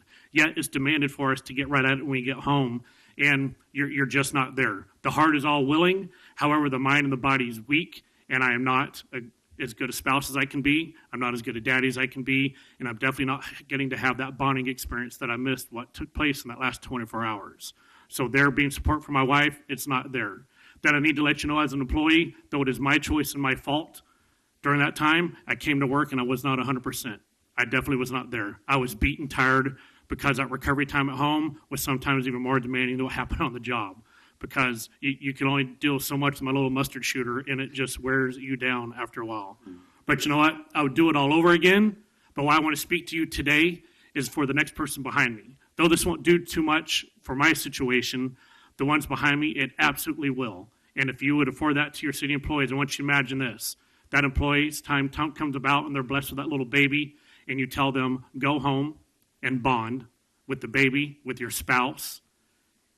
Do well at it. Start this thing here that's going to last the rest of their lives and come back to work ready to go to work. And I'm telling you, it will pay dividends. You have your employee come back rested, ready to serve, and also something not too much that you hear a lot is, I'm excited to come back to work because I'm ready for it. And I'm telling you, around different roll calls, and I'm sure in other bureaus, if you think about it, when we receive all that daily literature in the day telling what's going on in the city, when we hear the city does something, one of the few things are, all right, what bolt are they tightening now? What are they taking away from us? What are they doing to us? But for the first time in my little career, 16 years, when this notice came about, you know what I heard around the table about the city? Awesome. I can't believe it. And then a smile came afterwards. Not a, I can't believe it. You got to be kidding me. A smile afterwards. People just could not believe that this might be something they could take away. So I ask you to please consider it and know that this is a good thing. It's the right thing to do for our parents. Now, after me, going to be someone else following up. So I ask you if you have any questions or you want to debate this, please do so with me because the next firefighter is a mommy, and you are not going to win that one. That's even a higher calling than a dad. So thank you very much. Thank you, Travis. My name is Elizabeth Thompson, and I am a firefighter with Portland Fire for 15 years. I also am young at heart, although the frame, like Travis said, might not tell you otherwise. I have an 18-month-old running around at home. It's a challenge to leave. Of course, it pulls at your heartstrings, but the 6 weeks paid leave is beneficial to the health of families on many accounts. I am speaking as a new mom of a biological child, not as foster or adoptive. That has its own set of challenges also. But the transition into new parenting is challenging. It can easily burn all your accrued vacation and sick leave. I think that we probably carry a lot of leave due to our job, the hazards of it, the things we have to do on the job that account for some other leave. So having a child definitely can burn through that leave. 6 weeks of paid leave will allow for the healing and, as Travis stated, bonding in a big way. Moms always prepare for a perfect, healthy delivery. We read about the ones that, can go wrong or sideways, but we don't expect it to happen to us. I thought I was as prepared as I could be, but I'm fit, obviously, and healthy. My doctor was very excited for me to have a smooth delivery. We got into the room, hard contractions started, and my baby's heart rate stopped. They don't mess around when that happens. So wheeled on all fours out to an operating room with a straggling husband, bewildered behind with the nurse trying to get gowns on him when it was an unexpected C-section. 30% of U.S. deliveries are unexpected C-sections. It is a lot. It takes a lot more recovery. It is an abdominal major surgery. It was, even being fit and healthy, it was a lot of challenging mornings just trying to get my head up off the pillow to nurse. You're not supposed to lift more than 8 to 10 pounds in the first 6 weeks. That's your child. So it takes a considerably longer time to heal. The 6 weeks paid would definitely have a positive impact in that area for one account. Healthy nursing is also a challenging transition, let alone a baby or mom who have any kind of troubles. It is a physically taxing and emotionally taxing event in just a healthy way. Moms and children and babies can both struggle in that area, and that can have a negative impact. It's like a big snowball that you stress about how much the baby can get, and then it's just goes downhill. So that 6 weeks paid can alleviate some of that. Everybody expects parenting to go well, but it often doesn't, and many parents have to take unpaid sick leave to address childcare issues.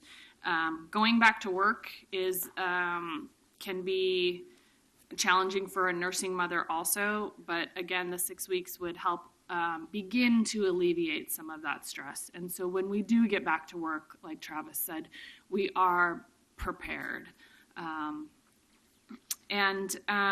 In the U.S., 25% of women either quit their jobs or are terminated when a new child arrives. So I know you know the effects of losing a veteran employee and helping to try and train. It's a big cost. It has impact. We can alleviate some of that with this new ordinance. Those who stay in their careers and come back to work often take unpaid leave, and a third of working families often go through their savings just to accommodate that loss. My husband also took his leave. He burned through all of his accrual and took unpaid leave, which is a financial stress. But we felt that that was the balance that we needed, was that bonding time. Because of my unique job shift, it's 24 hours. He needs to be able to feel comfortable with a baby, with our daughter for a full 24 hours, and to find the solutions that problems often arise. So thank you very much. Okay, thank you. Thank you. For the record, I'm Alan Firschauer. I'm president of the Portland Firefighters Association. I wanted to give you some examples of who you are going to help. And I have some insider information because I'm just working with the union. And we have a special policy. It's a long-term disability policy that we have outside of our benefits package from the city. And over the past 10 years since I've been a part of the union, we've had almost 10 people use that long-term disability for non-paid time after they've had a child. And so those are people that we've had where they have no accrual, they have no time, they have no sick leave or vacation, and they move forward and have to get disability because they have no accruals. Those are some of the employees that you are going to help.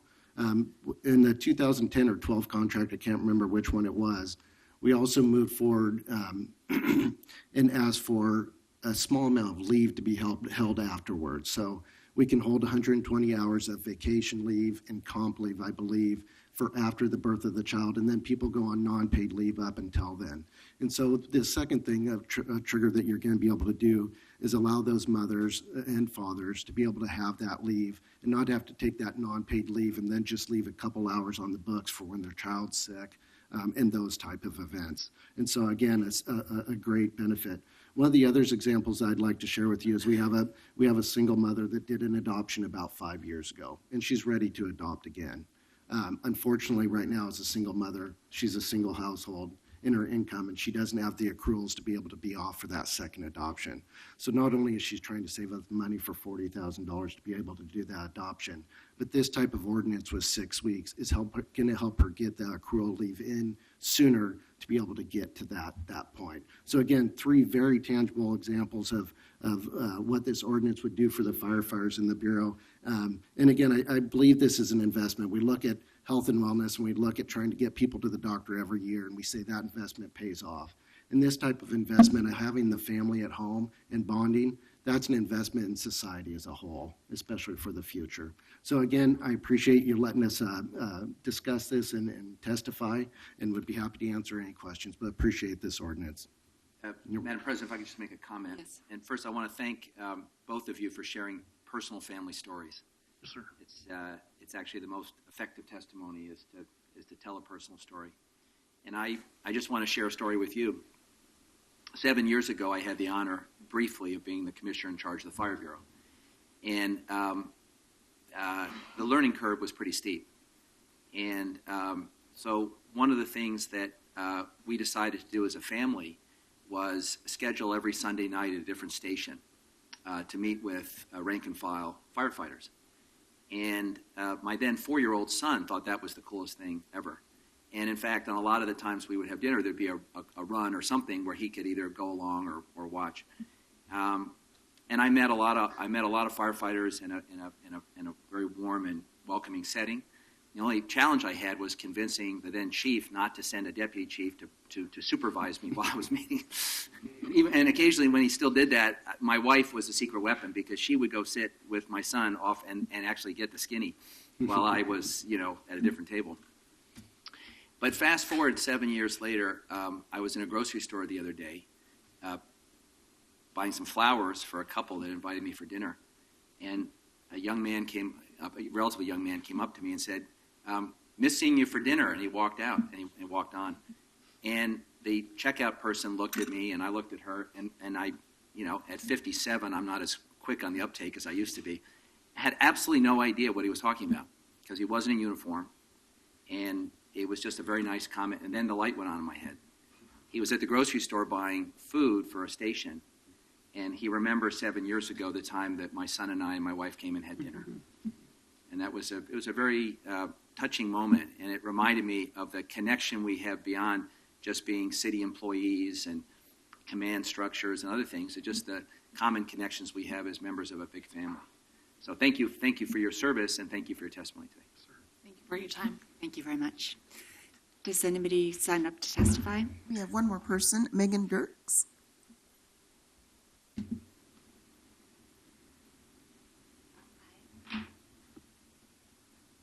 Hi, I'm Megan Dirks. I work for Portland Parks and Recreation, and I just want to thank Commissioner Fritz for bringing this important issue forward. I want to thank the City Council for listening today and for your time. I am a working mother with a 5-year-old son. and a daughter who will be 1 year old this Saturday. But I'm not here to talk about my experience as a working mother, and I'm not here to talk about my experience as a City of Portland employee or the time over this past year. I trust that those experiences have been shared and you've listened. I'm not here to talk about the importance of continuing to receive a paycheck during the sensitive time after the birth of a child. And I'm not here to talk about the number of female head of households in Portland, in Oregon, or nationwide.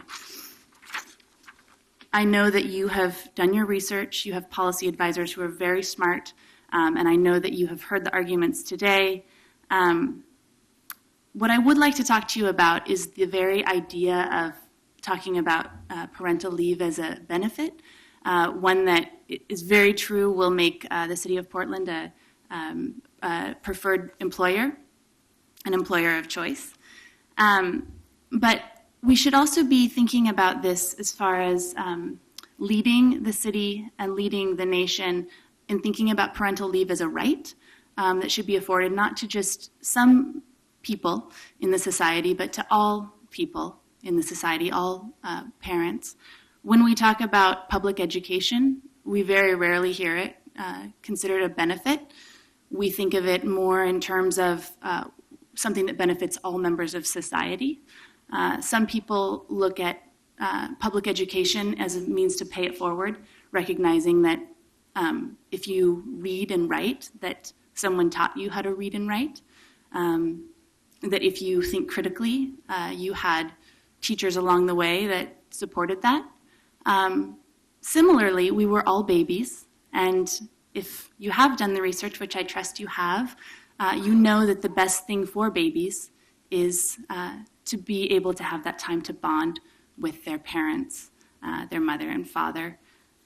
So I would urge you to think about our own experiences as babies. If you ever were sick or you fell down and you were able to bury your head into your mother or your father's chest, recognizing that as an important value that we should have in our society that we would push forward and be a leader on. And so I urge you to vote in favor of this policy. Thank you. All signed up? That's all that wants to testify. It's an emergency ordinance. Please call the roll. Novick? Colleagues, I'm extremely grateful to Commissioner Fritz for bringing this before us. I agree that we have a responsibility as a major employer to set the standard for the kinds of benefits that should be available for all Portlanders. Parental leave isn't just a nice to have, it's a necessity in a civilized society. Both parents need time away from work responsibilities to care for and bond with a new baby or when bringing home a newly adopted child. Providing 6 weeks of paid parental leave ensures that all employees can take at least those 6 weeks, regardless of whether they've accrued adequate vacation and sick leave. While I'm committed to this policy change, I do want to flag a concern I have at one of my bureaus, and this is a general concern to which this will contribute in a small way. The Bureau of Emergency Communications struggles to maintain adequate staffing, and for some time now, we've been forcing a lot of people to take overtime. At the Bureau of Emergency Communications, we have to staff the operations floor with a certain number of people, and if an employee is out on parental leave, it means we must replace them with someone, again, due we're paying overtime. In addition to the financial impact of the Bureau of increased overtime, this also has the potential to burn out staff because if the Bureau isn't able to find volunteers, they must force staff to work overtime. We looked at data from the past several years, and on average, BOEC has 4 to 5 employees out per year on parental leave. So, BOEC will use management techniques to ensure we continue to staff the operations floor.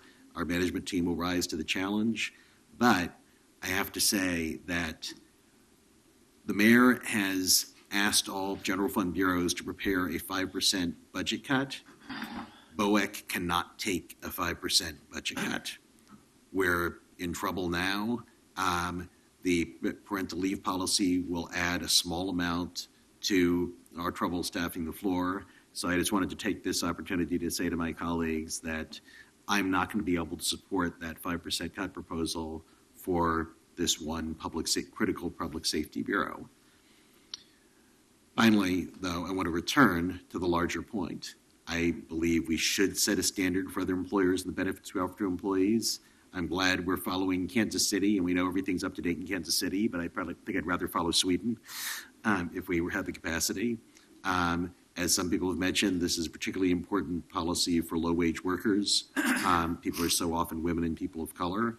And I hope we as a city can identify strategies for encouraging or requiring other employers to take similar action, not just on parental leave, but on a range of wage and other work policies workers need for sanity and employers need to retain excellent employees. Thanks again to Commissioner Fritz, and I happily vote aye. Fish? Oh, we're switching. Oh, sorry. Commissioner Fritz, RN, thank you for bringing this forward. This is one of a number of initiatives that you've championed during your service, which put families first and children. I appreciate what Dr. Wallach said in his testimony. I've been going through all the footnotes, Larry, just to make sure it's all up to date.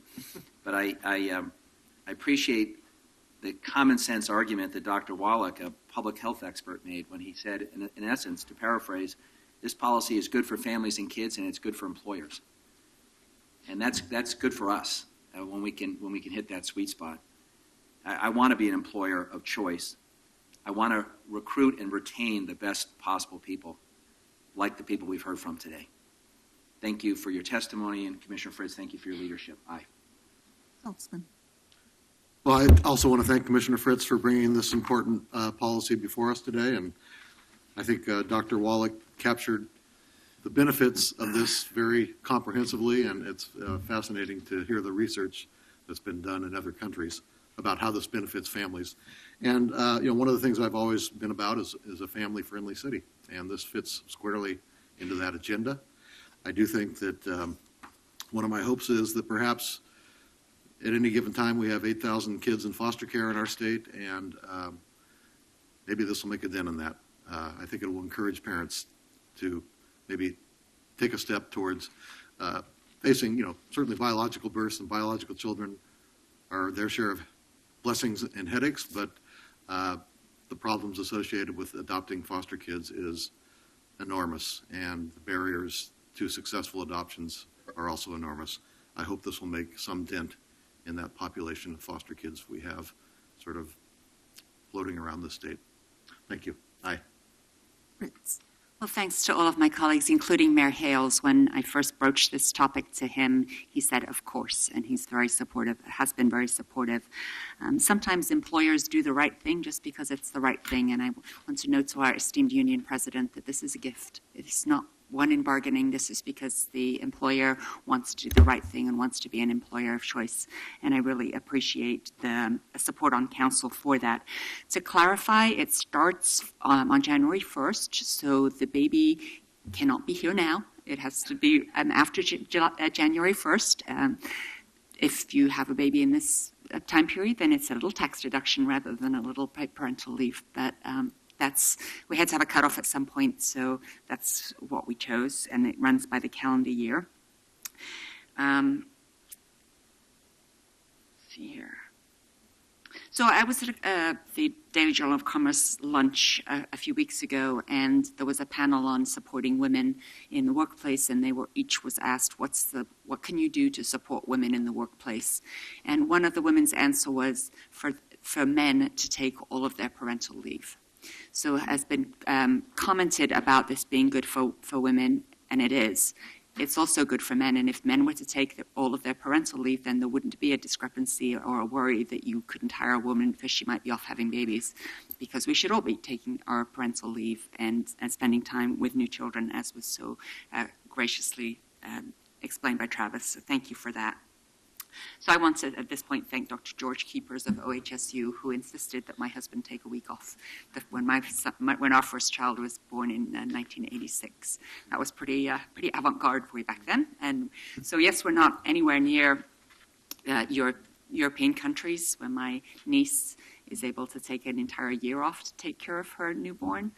And still, it's a start. So just like sick time, Anna Canwit brought up the issue of now we're going to allow city employees to donate up to 40 hours of protected sick time to each other, in addition to being able to donate vacation time, which we've always been able to do.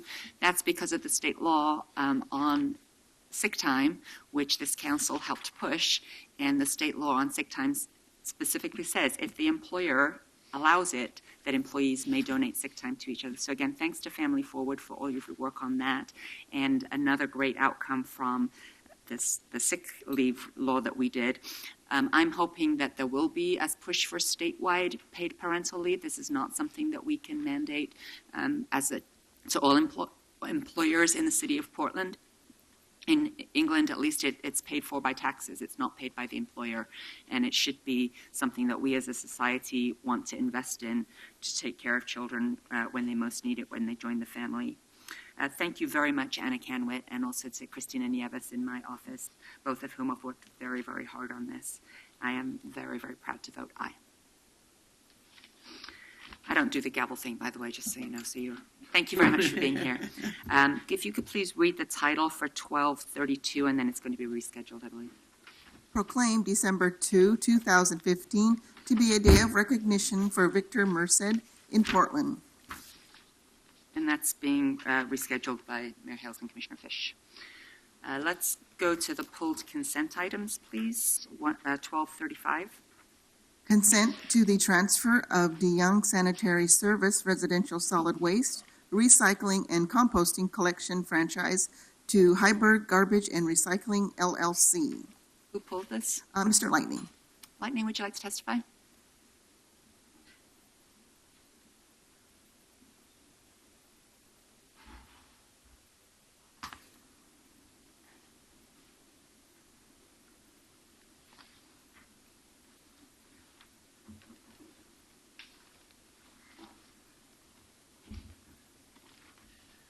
Yes, my name is Lightning. I represent Lightning Watchdog PDX. Sometimes when I pull the items, I would also like to have somebody possibly speak on behalf of this ordinance. But I will present my position on this is that since the company is currently being sold, DeYoung Sanitary Service, and the new purchaser is Heiberg Garbage and Recycling is the purchaser. Upon the sale, they're also will end up with the franchise transfer from the city on their contract. Now, this is where I have a problem on this situation is that when you're selling your company and also selling the rights to a city contract, there's a lot of things that take place when you do that, obviously, is the city has to come back and approve it. And there's going to be a lot of administration time put into that. And I think there should be a clause, if you sell your company and also transfer the city contract, there should be a fee implemented at that time to cover those administration costs. And I don't see anything on this ordinance because to me, that would be an obvious thing to have in some agreement that states that if you sell the company and you transfer the agreement with the city, there should be a cost to cover administration costs and or a franchise transfer fee that's implemented by the city upon the sale. And the reason why I say that is that a certain company could try to acquire certain city contracts and just sell that company within about a year based upon the value added by having these type of contracts in place. And I want to make sure that doesn't happen. I don't know how long, and that's why I wanted to have a speaker come in and possibly speak on this. I don't know how long this franchise has been held, and I wanted to have a little bit more clarification on this, but I'm surprised there's not some type of administration fee to recoup the time and the effort from the city on the transfer of sale and the transfer of this franchise.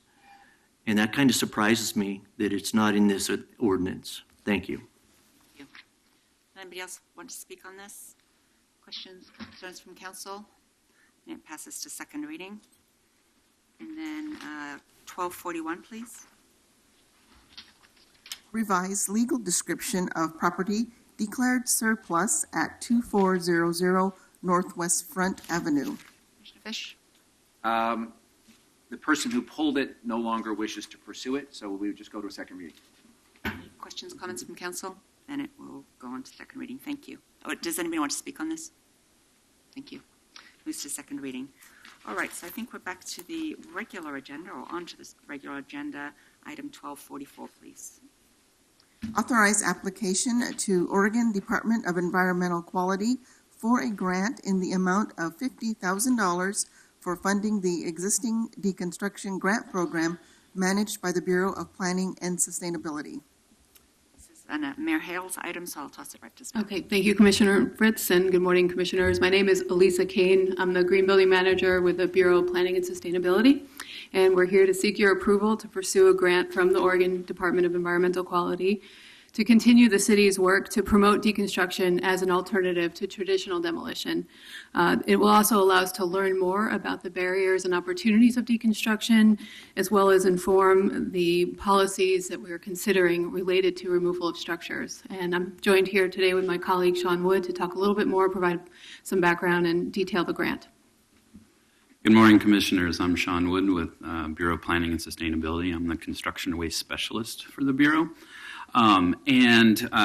Just to start off with a little background, I've got a slideshow here, if we could get that up. Back in February, you all were considering changes to the demolition delay code, and as part of that, recognized that deconstruction was an important issue related to demolitions, and the mayor asked BPS to convene a group of stakeholders and experts to consider ways to increase deconstruction as an alternative to mechanical demolition. And so in April of 2015, we had selected our members for the advisory group and began meeting, and came back to City Council in June of 2015 with recommendations on how to advance deconstruction. And that primary recommendation was to start first off with a voluntary incentive-based approach and establish a deconstruction grant program. City Council unanimously supported establishing that grant program, as well as $50,000 in funding for it. Our deconstruction advisory group consists of salvage and deconstruction experts from both the for-profit and nonprofit world, as well as salvage retailers. We have a material recovery facility operator that handles construction debris recycling, as well as home builders and commercial developers. We have representatives from historic preservation advocates, so namely Restore Oregon and Historic Landmarks Commission. We have neighborhood representation, including United Neighborhoods for Reform, members from the Development Review Advisory Committee, Bureau of Development Services staff, and Metro staff. We spent the summer essentially establishing the grant program and developed a number of primary goals, which include learning, so using the projects that we fund to gather data and share that information, both here at City Council and then with others that are interested in advancing deconstruction. Also to grow the industry, the existing industry, to expand that and encourage innovation, ways to reduce cost and reduce time associated with deconstruction, and then promote the industry in general, as well as the folks that are working on it. We established a unique URL or website for the program, exploredecon.com, decon being short for deconstruction and not rat poison. We also had printed some postcards, which are down in the permit center, that advertise the grant program, as well as posters and then yard signs, which I'll show you in a minute. We began accepting applications in early September and established a maximum award amount of $2,500. We've received 10 applications so far and have allocated $13,000 to date. This is an example of one of the yard signs in front of an active deconstruction site. So is one way to promote deconstruction in general, as well as the contractor that's doing the work. This is usually out front along with one of their signs. And whenever anybody's participating in the program, this is a requirement that we ask them to do. So looking forward, our advisory group will continue to meet and develop strategies to increase deconstruction activity. We have scheduled a date in late January to come back to you with any additional updates on the grant program and as well as recommendations for next steps. In the meantime, we've identified an opportunity to further supplement our existing grant program. The Oregon DEQ, or Department of Environmental Quality, has a current grant program where they're funding projects that recover or reuse solid wastes or materials. That's what deconstruction does. Deconstruction recovers those materials from a demolition site and preserves them for salvage and reuse on another project. The grants are solely for local governments. We're also one of those, so we see this as an exciting opportunity. And before you today is an ordinance asking for the authority to apply for one of these DEQ grants. The funds will supplement our existing program. It could help in a number of ways. We could fund additional projects. We could increase the duration of the grant program, and or we could increase the grant amount. So as I mentioned earlier, we have a max award of $2,500. There was some interest in having that award amount be greater, but that would be at the expense of how many projects we could fund and what we could learn through the effort. So having additional funds where you would request $50,000 from DEQ, and it's basically a local match. We have a match of $50,000 that we've already dedicated to the program, and we'd be asking for an additional $50,000 from DEQ. And the application is due December 14th, so this would be an emergency ordinance. So that's the update. I'm happy to answer any questions you might have. Give us one example of a grant you've made, what it's for. Sure. There's a couple of them that I'm especially proud of, if I can say that. One is a demolition of an older house to make way for affordable housing. And then one of the things we've tried to encourage, we have different criteria for the applications, and one of them is how are you being innovative? So what are you doing to save time and reduce costs? Because deconstruction does take longer than demolition typically, and does typically cost more because there's more labor involved. One of the local deconstruction contractors has put forward a proposal to use, it's called a grade-all. It's basically a forklift on a telescopic arm. Use it to put materials up on a roof or something like that. They're going to rent one of those and leverage the power and strength of that machinery to help them in disassembling the house. So hopefully that's going to lead to a quicker disassembly of the structure and reduce costs as well. So that's a perfect example of something that we can fund, and they're taking a risk. We're helping offset that risk with the grant program. Okay, thanks. Thank you very much. Does anybody want to testify on this item? One person had signed up, but I think she left, Ms. Bras. So we will wait for Commissioner Fish to come back in so that we can vote on it and return to this in just a couple of minutes. Thank you very much. There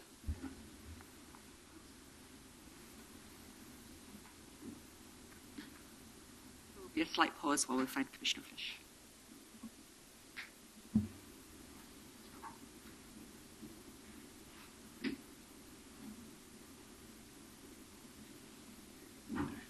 Great. Thank you very much. Please call the roll.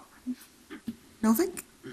I have to say, I still think of deconstruction primarily as a mode of literary criticism championed by Jacques Derrida, but I'm beginning to realize it's also a very important and laudable way of taking down a building. So I'm very pleased that you're continuing these efforts and asking for this grant. Aye. I've always wondered, actually, how to pronounce that guy's name. So thank you.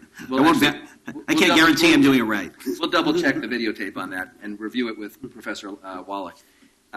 Thanks for your good work, and I apologize for being absent for most of your presentation, but I enthusiastically support this matter. Aye. Councilman. Aye. Fritz. Thank you for the update on what the program has been doing and for going after this grant. Aye. 1245, please. Authorize an intergovernmental agreement between the City and Multnomah County Department of Human Services to fund a portion of the salary expense for the county domestic violence coordinator.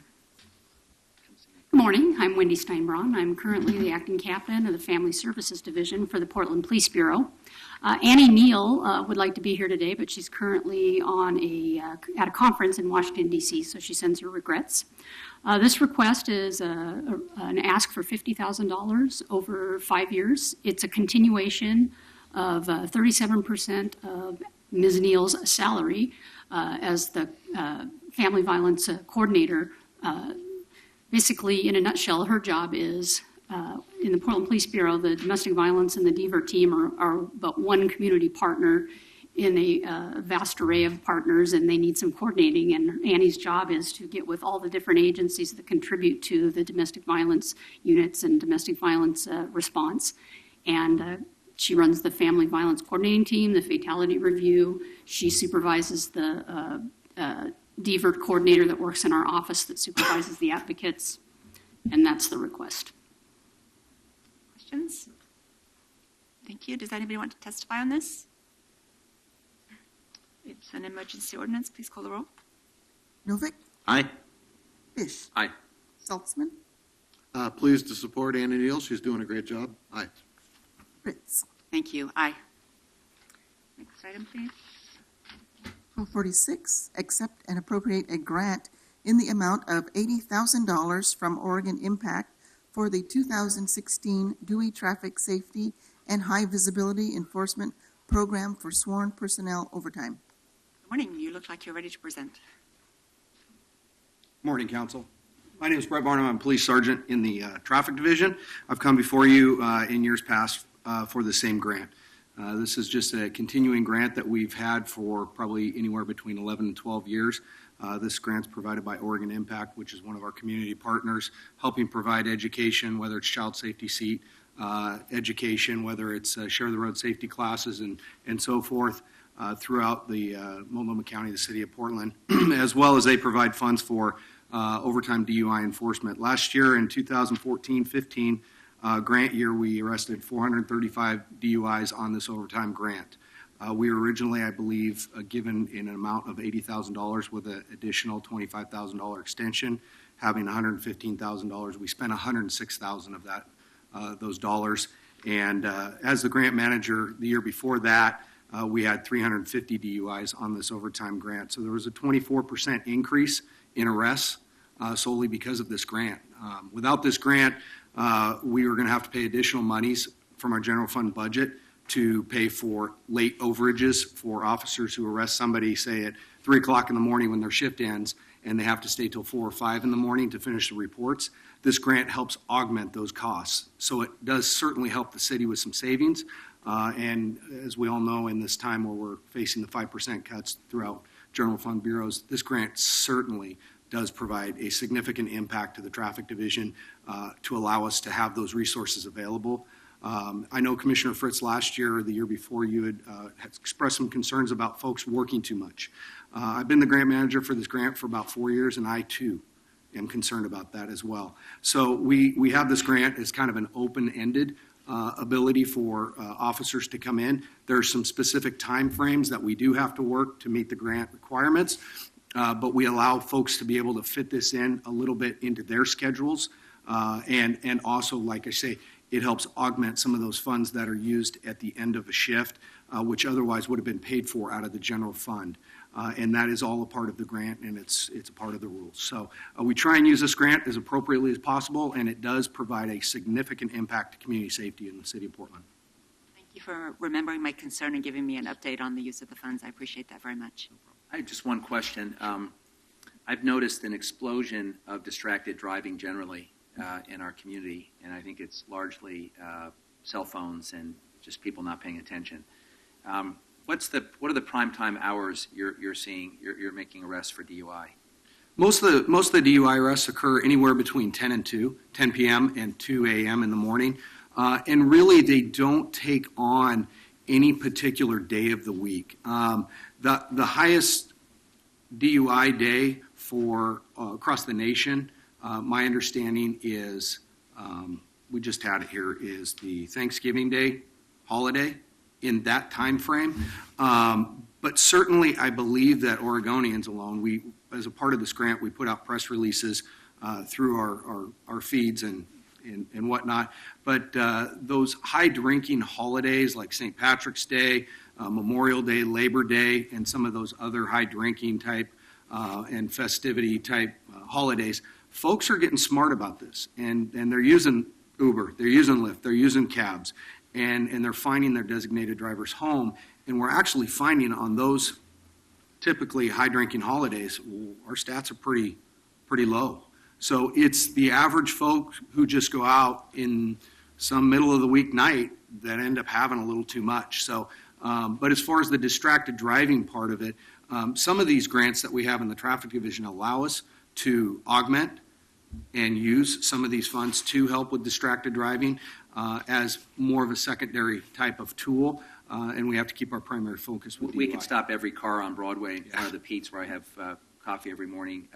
Because and a simple test that I use is I just watch at the intersection all the heads that go down at the light.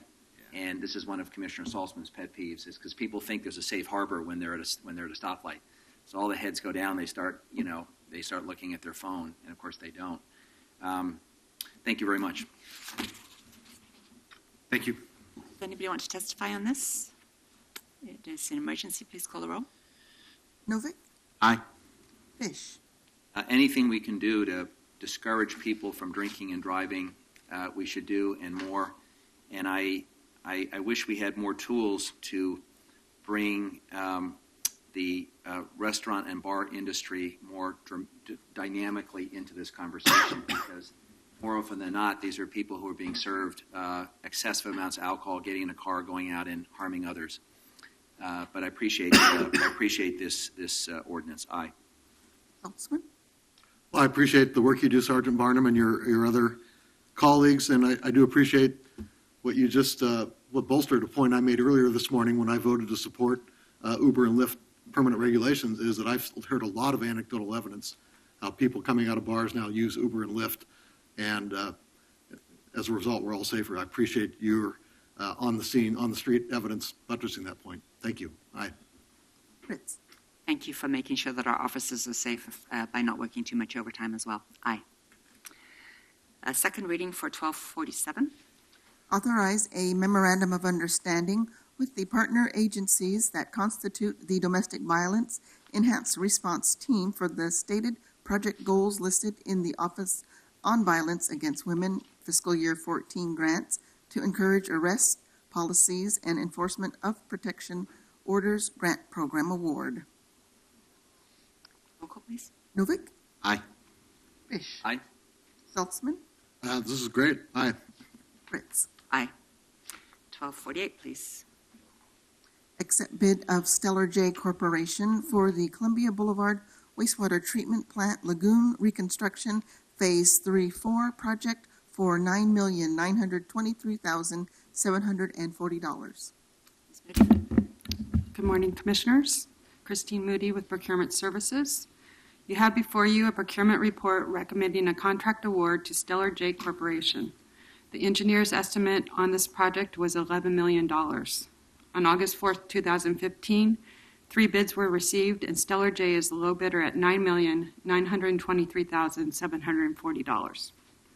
The city identified 5 divisions of work as potential minority, women, and emerging small business subcontracting opportunities. MWSB subcontracting participation on this project is at 46% in the areas of trucking and traffic control. I will turn this back over to council if you have any questions. Questions? Thank you very much. Does anybody want to testify on this? I move the report. Roll call, please. Novick? Aye. Fish? Thanks for your good work, Christine. It's always nice to see a bid come in below the estimate, and also to see the subcontracting MWESB numbers as high as this. Aye. Saltzman? Aye. Fritz? Thank you. Aye. 1249, please. Accept bid of Titan Utilities LLC for the Iverness 30-inch force main repair project for $592,460. Moody. Christine Moody, Procurement Services. You have before you a procurement report recommending a contract award to Titan Utilities. The engineer's estimate on this project was $592,000. On September 29, 2015, 4 bids were received, and Titan Utilities is the low bidder at $582,000. The city identified 8 divisions of work for potential minority, women, and emerging small business subcontracting opportunities. MWESB subcontracting participation on this project is at 57%, with overall MWESB participation at 92%, as Titan Utilities is a certified emerging small business. I will turn this back over to council if you have any questions. Christine, I've learned at my peril not to regularly contradict you, but you got the numbers reversed. But it's the estimate was 582 and the bid was 592, but they're still very close. That's correct. It was a little late when I was putting this together. I know what you meant. Anybody want to testify on this item? Accept a motion to Move the report. Second? roll call, please. Novick, Aye. Fish. Aye. Saltzman, Appreciate your good work. Aye. Fritz. Thank you. Aye. 1250, please.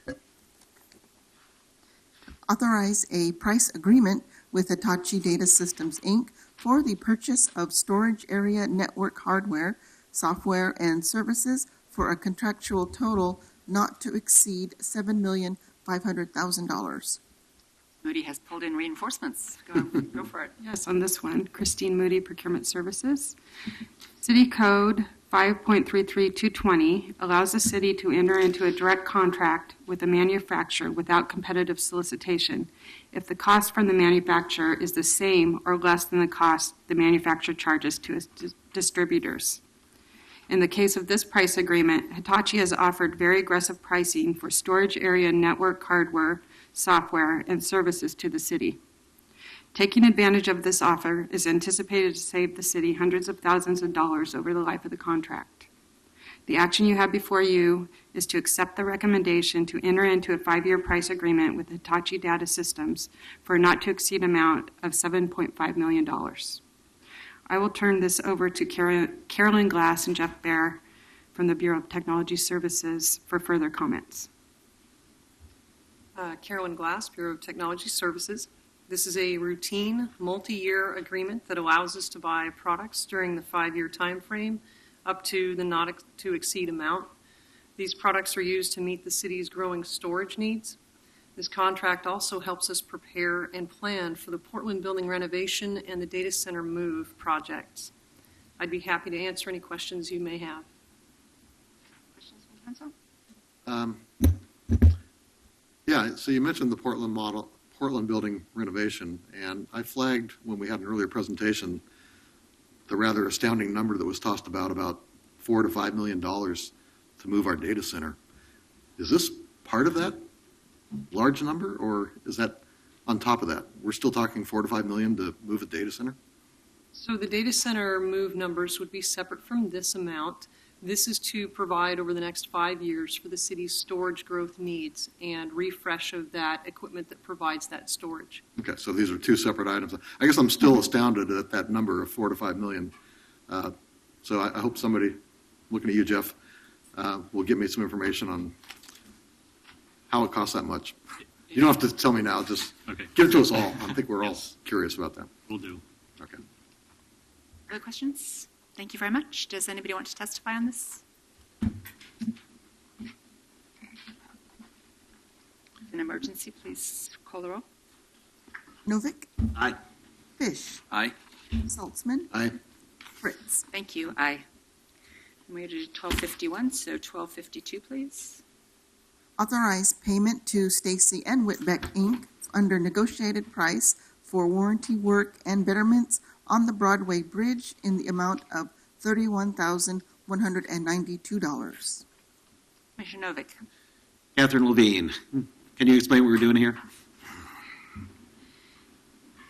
Good morning. I'm Catherine Levine from Portland Transportation. The item before you relates to repair work done on the Broadway Bridge decking as part of the East Side Loop streetcar project that opened in 2012. We replaced the center decking on the Broadway Bridge with FRP, that's the fiber reinforced polymer lightweight decking. Multnomah County noted in 2015 that some of the screws were seen rising up, which was indicative of a need for repair. Multnomah County was really terrific as our partner. As you know, they had an issue on the Morrison Bridge that was much more severe. They recognized that we needed a repair. We were able to contact our original construction team. They came back and together accomplished a repair on the decking. Our original contract, although closed out, had provided that the contractor provide us with a 5-year warranty related to the decking. So at least half the work was strictly warranty work. We are not paying for that. But in the course of making the repair, we chose to make some betterments, specifically to help Multnomah County's repair work on some adjacent decking on the same bridge.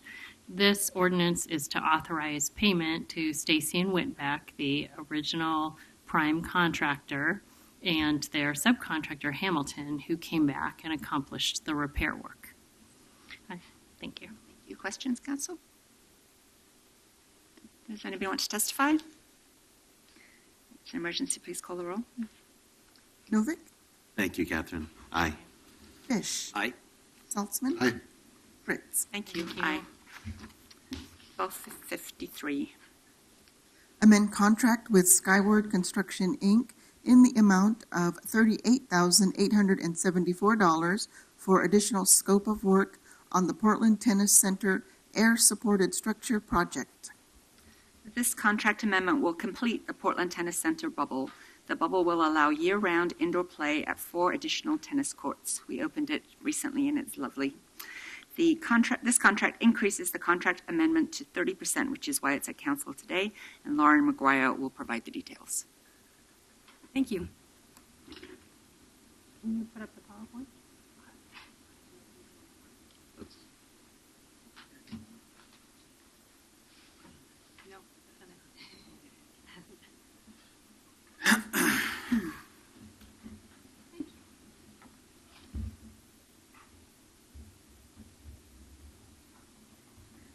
Thank you. Thank you, Commissioner Fritz and members of council. My name is Lauren McGuire. I'm the Capital Projects Team Manager for Portland Parks and Recreation. And with me is Susan Meamber, the Capital Project Manager for this project, and Reed Blanchard, the Construction Manager for the Portland Tennis Center Air-Supported Structure Project. We're here today to request council authorization to execute a change order to the Skyward Construction, Inc. contract 3000-4232 for an additional sum of $38,874.40 for additional items of work necessary to complete improvements for the Portland Tennis Center.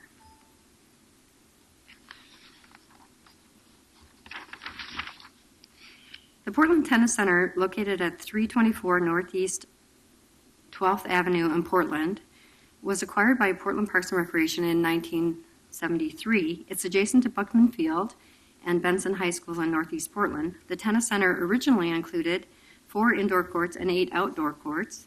There was a demand for additional indoor courts in Portland, so a capital project was funded in the amount of $672,672 to enclose four outdoor courts with the air-supported structure in 2012. Also included in the project was an ADA ramp required to provide accessible path to the newly covered court area elevated above street level. The new tennis center bubble now provides more courts for indoor play. The construction of the air-supported structure commenced in November of 2014 and was completed in June of 2015 by Skyward Construction. During excavation, the project team discovered that an existing in-ground electrical feed was in conflict with the ADA ramp. As a result of the conflict, PGE required installation of the new power service to the tennis center. The additional design, engineering, permitting, and construction of the new electrical feed extended the project completion date and increased the cost associated with the project. Most of the costs are associated with the electrical fee discovery were reconciled in previous change orders. This change order, in the amount of $38,874.40, will bring the total amount of all change orders in the project to $205,621.55, or 30% of the original contract amount. The Chief Procurement Officer has the authority to approve change orders only up to 25%.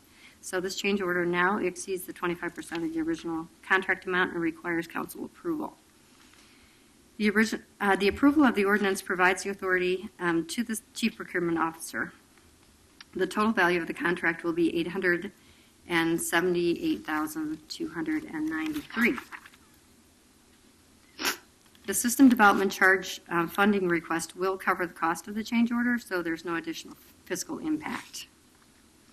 So to conclude, we are asking council to authorize the Chief Procurement Officer to amend the contract with Skyward Construction in the amount of $38,874.40 for the additional scope of work on the Portland Tennis Center Air Supported Structure project. And to further, we're asking that council declare that an emergency exists in order to further avoid delays in the completion and closeout of the project. Thank you. We'll take questions at this time. Just a comment. I love this project almost as much as I love the work Commissioner Fritz has done to put turf fields and lights in Delta Park.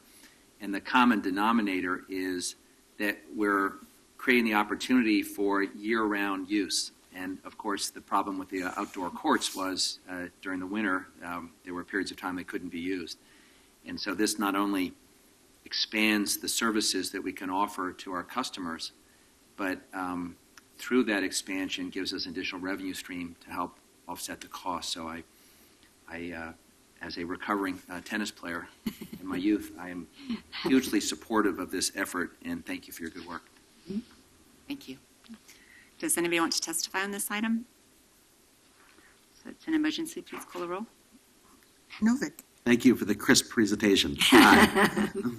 Fish. I don't want to date myself, but the last racket that I used competitively was the Arthur Ashe head racket. There was a bit of a gap. Thank you for a very nice and succinct presentation as well. Aye. Saltzman. Aye. Fritz. Commissioner Fish, we've been taking a leaf out of your book and the presentations from Water and Sewer Bureau. Thank you very much for this presentation and for all your work. And thank you, Commissioner Fish, for initiating this project, which, as you said, is going to not only increase playability, but also bring additional revenue. Aye. Thank you. Next item, please.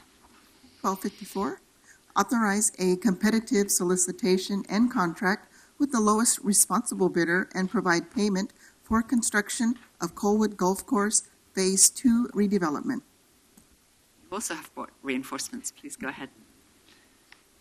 Thank you. My name is Travis Rubel. I'm a capital project manager for Portland Parks, as well as the project manager for this particular project. Today, we are here to seek your approval to move forward with competitive solicitation and contracting with the lowest responsible bidder for construction of Colwood Golf Course Phase 2. The improvements at the golf course include right-of-way frontage improvements. These improvements will remove a curb-tight sidewalk and incorporate a planter strip with street trees, lighting, and will provide for increased public safety. We will be decommissioning 2 existing septic systems on the property and connecting both the clubhouse and maintenance facility to a sanitary sewer, the city sanitary sewer. This will have real environmental benefits to the groundwater along the slough, and it has been widely supported by our colleagues at BES. In addition, we will be redeveloping the existing parking lot in a way that provides increased accessibility, as well as updating the parking lot to meet current code requirements. Finally, the project incorporates a new outdoor gathering area, driving range facility that we hope will help provide increased revenues that will help parks pay back the acquisition costs for the property. The project budget, the total project budget is $2.8 million, $400,000 of which is being provided through the Gulf Fund. The schedule is we'd like to go out to bid immediately. It's a new business that we're trying to foster, and so we want to impact the business as minimally as possible by getting construction done over the winter. And so in summary, I will thank you for allowing me to present the good work we're doing on this property, and we respectfully ask for your approval to move forward with bidding and procurement of construction services to complete these proposed improvements. Thank you. Questions from council? I was just curious, what's the new business that we're impacting? So as part of a larger land division that happened approximately a year ago, Parks took over the southern piece of the golf course, as you're aware. And so the business that we're really talking about is the golf course itself. Phase one included the reconfiguration of the golf course from an 18-hole to a 9-hole golf course. And the next phase is to come in and do these infrastructure improvements. Okay, thanks. Thank you. Does anybody want to testify on this one? Emergency ordinance, please call the roll. Novick, Aye. Fish, Aye. Saltzman, Aye. Fritz. It's very exciting what's happening at Colwood and in Cully in general, so thank you very much for bringing this ordinance. Aye. Thank you. 1255, please. Approve sewer overflow agreement with AAT Lloyd District LLC for the property commonly known as Haslow on 8th. Commissioner Fish. I'll turn this over to Jonas. Jonas, welcome. Great. Thank you, Commissioners. Jonas Beery, Business Services Manager with the Bureau of Environmental Services. The ordinance before you authorizes an agreement with AAT Lloyd District LLC related to a privately owned on-site wastewater treatment facility at the Haslow and 8th development in the Lloyd District. The on-site facility will treat and reuse wastewater generated by building tenants, resulting in reduced wastewater flows to the city's publicly owned treatment system. In early 2013, discussions began between BES and the developer to create a pilot arrangement that adjusted for the expectation of reduced flow to the city's system. The agreement and ordinance before you today memorializes the results of that discussion. The agreement authorizes the city to reimburse AAT for a portion of the wastewater system development charges that were paid by AAT to the city in summer of 2014. This will result in approximately $1.5 million being returned to AAT, and that's equivalent to 61% of the wastewater SDC related to that specific development. Haslow and 8th will maintain a connection to the city's wastewater system and a backup capacity. The city will review discharges to the city system and will charge accordingly if the monthly discharge limit is exceeded. BES considers this to be a pilot arrangement to assess and identify ways to reduce future system capacity requirements. This adjustment was included in the fiscal 15-16 fall bump, along with a recommendation from the City Budget Office that the city further explore policy considerations to guide decisions for any similar future requests.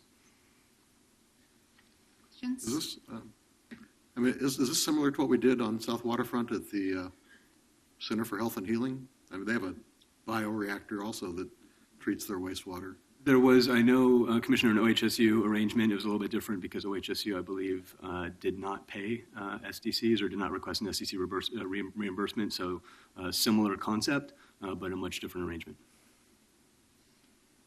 So what's pilot about it, I guess, if it's being done, right? Well, it's pilot in the sense that it's a one-off that we're evaluating, and based on our overall assessment of this project, we could come back to council with some policy recommendations.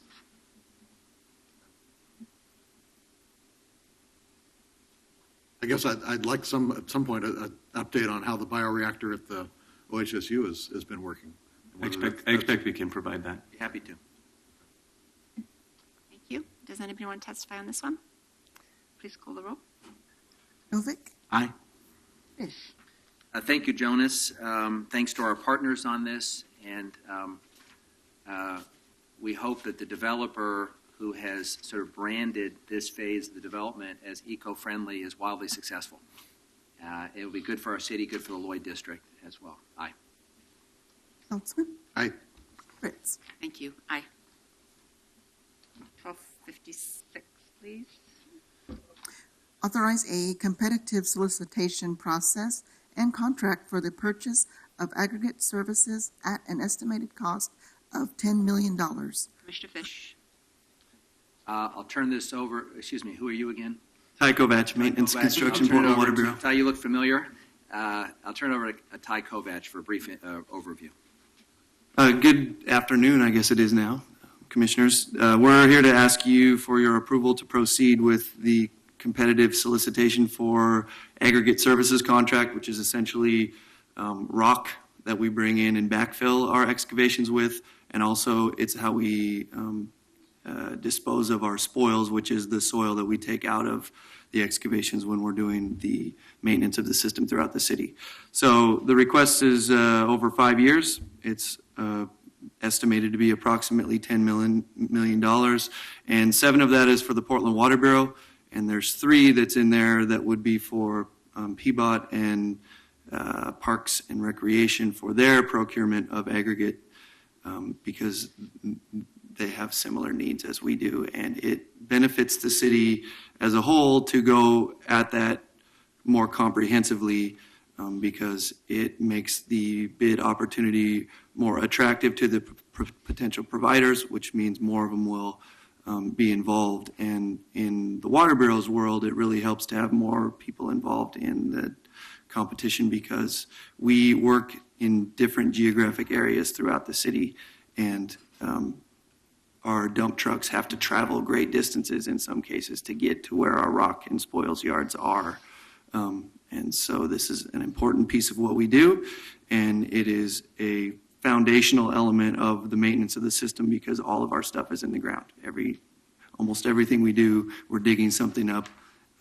We backfill with rock to make sure that our pipe is bedded in soil that isn't corrosive, and to make sure that when we compact it and put the street back, that it doesn't sink there where it was. So this is a re-uppance of an ongoing thing that we have, and if you have questions, I'd be happy to answer any of them. Has there been a partnership between the different bureaus previously?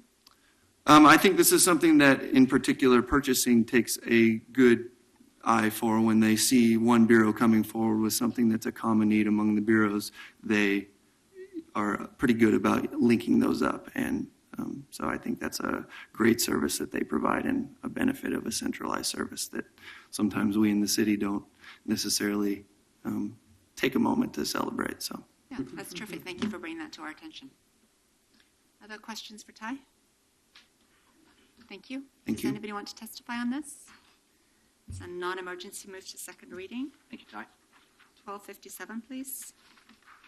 Approve application under the multiple unit limited tax exemption program for North Hollow Apartments located at Southwest 15th Avenue and Southwest Taylor Street. You could read 1258 and 1259 as well. We're going to do them all as one. 1258, approve application under the multi-unit limited tax exemption program for Vancouver Avenue Apartments located at North Vancouver Avenue and North Shaver Street. And 1259, approve application under the multiple unit limited tax exemption program for Mississippi Avenue Apartments located at North Mississippi Avenue, North Albina Avenue, and North Borthwick Avenue between North Fremont Street and Cook Street. Commissioner Saltzman. Thank you, Madam President. These 3 ordinances are the first projects under the multiple unit limited tax exemptions program, which was recently revised by the City Council and the Multnomah County Commission. The changes were intended to maximize the ability of this program to create more affordable units in private market developments, while also providing more accessible units and opportunities for minority, women, and emerging small business contractors. These 3 projects reflect a total of 409 units, 20% of which will be affordable units. 27 will be affordable to households at 60% of median family income, and 55 will be affordable to households below 80% of median family income. These projects are also located in amenity-rich areas of the city, where we desperately need more affordable housing. 2 of the projects are located in the Vancouver-Williams corridor in the interstate urban renewal area, and 1 is in the Goose Hollow neighborhood. In addition to providing affordability, all of the projects include universal design accessibility features, and 5% of the affordable units will be fully adaptable. Additionally, the developers of all 3 proposed projects have entered into technical assistance contracts with experts in minority contracting in order to maximize the utilization of minority and women-owned construction firms in the development of these rental projects.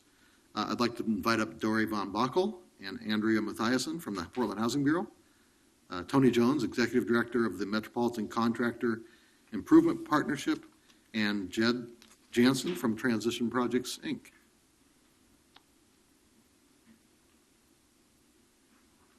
to grab another chair.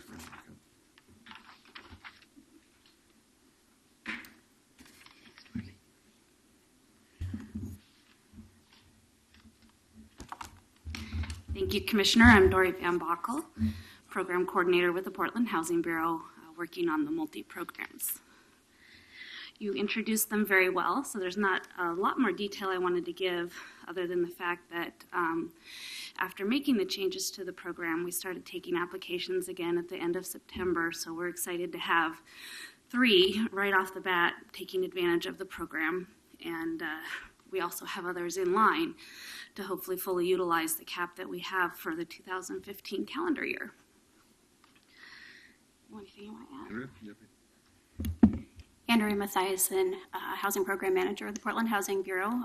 We just wanted to provide the opportunity for you to ask questions about the 3 specific projects. I know that you've got the individual project write-ups attached as exhibits to the ordinances. Just wanted to know if there were any specific questions that you'd like answered. 2 questions. One is, it looks like the chart that we've been given, all the units are 60 and below. Is that correct? That's not actually correct. A portion of the units are available at 60%, affordable at 60% and below, and some are affordable at 80% and below. How do we make that, when we administer the program, how do we make that distinction between 60 and 80%? It depends on the market of the particular neighborhood that a project comes in, their application, and the rents that are currently being charged in that neighborhood. Under the revised guidelines, do we have a formal or informal mechanism to seek an extension of an additional 10 years for this program? For any unit that's covered under this ordinance, do we have a formal or informal process for coming back and considering a 10-year extension? We do. We have a formal process.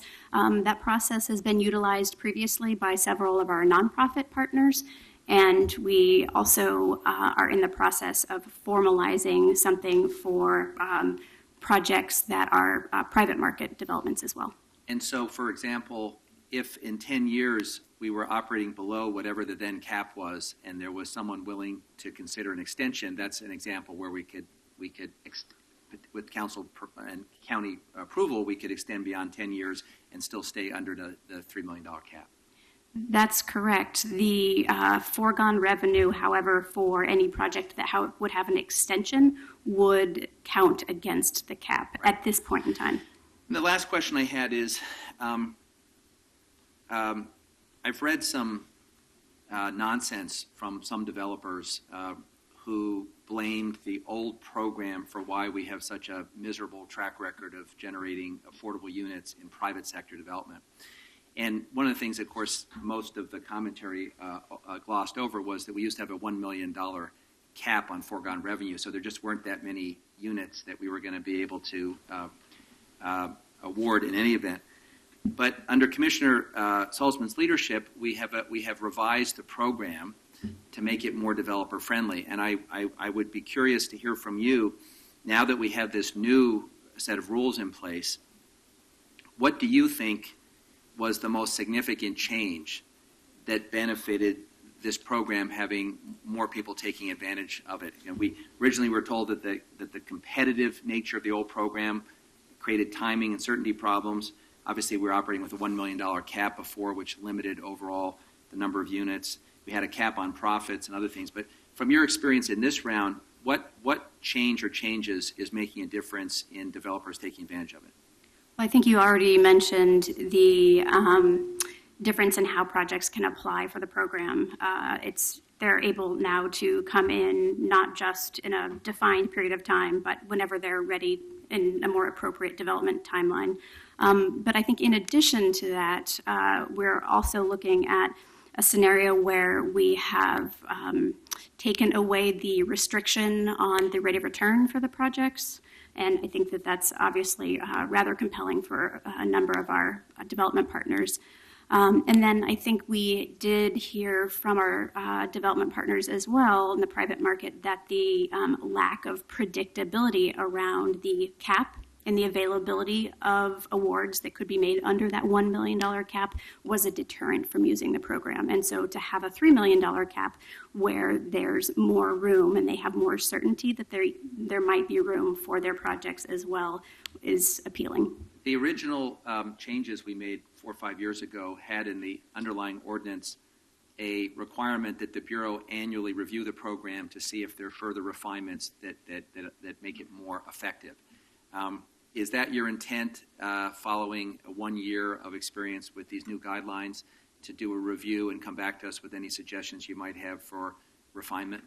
That's correct. I think in this market in particular, it's very critical that we're constantly monitoring the effectiveness of not just the multi-program, but all of our affordable housing programs, and if there's opportunities for revisions or tweaks that we're aware of those and tracking that possibility. Thank you. Mr. Jones, if you could press the button at the base of the microphone. Yeah.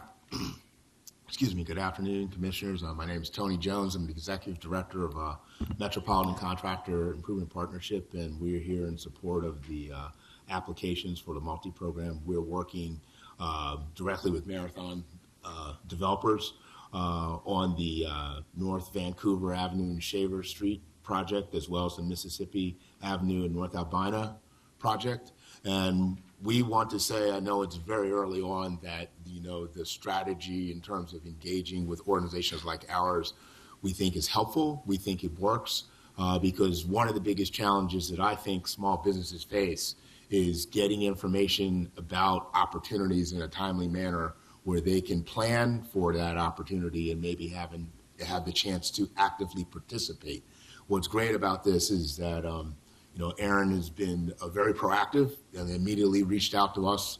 We're working closely with them. We have a draft memorandum of understanding of our scope of services that we're going to provide to outreach, identify minority women contractors to participate in these two developments, and we have different ways we're going to approach breaking down the work so minority and women contractors can maximize their opportunity to participate.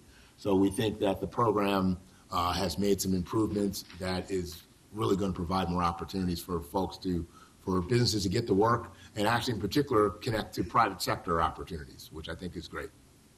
Thank you. Mr. Jansen. Jed Jansen. I'm a housing case manager for transition projects. I worked with Marathon Property Management recently with their development, the Wilmore. I worked with disabled vets, and they reached out to transition projects, and I was able to get one of our vets on the waiting list. He was afforded an opportunity he otherwise wouldn't have been able to get. He's thrilled to be living in a place where the services he needs to access are close. Like, he doesn't have to travel very far to get services. And working with Wilmore, having a place that gives vets priority, and just having the access to that affordable housing piece is huge, especially to our organization that work with people who are all under that stress. So. Thank you. That completes the invited testimony. Thank you. Questions? Does anybody want to testify on any of these three ordinances? Yes, please come on forward. I have one more person signed up. Stephen Gomez. Are you sure?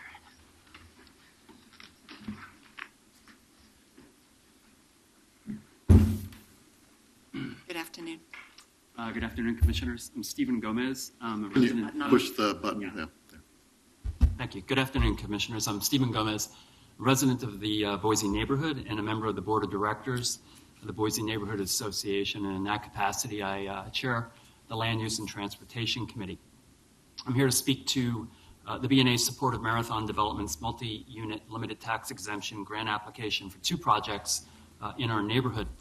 As you know, the Boise neighborhood, part of the historic Albina community, has seen tremendous change in forms of both displacement and development. In 1990, 68% of Boise's residents were African American. By 2010, that number had fallen to 24%. Contributing to this trend is the fact that only 40% of residents in Boise own their homes. Low-income renters are easily displaced, particularly when vacancies are low and rents rapidly rise. The predominant trend in Boise today is development. Currently, along Williams, Vancouver, and Mississippi, our main streets, we know of 1,200 units of mixed-use apartment projects, apartment units in various stages of planning, permitting, or construction. Of these 1,200 new units, exactly 15 apartments, or 1%, are classified as affordable by City of Portland housing affordability guidelines. Not coincidentally, and as just recently mentioned, those 15 units are at Marathon's new apartment project, the Wilmore, also funded by a multi-grant.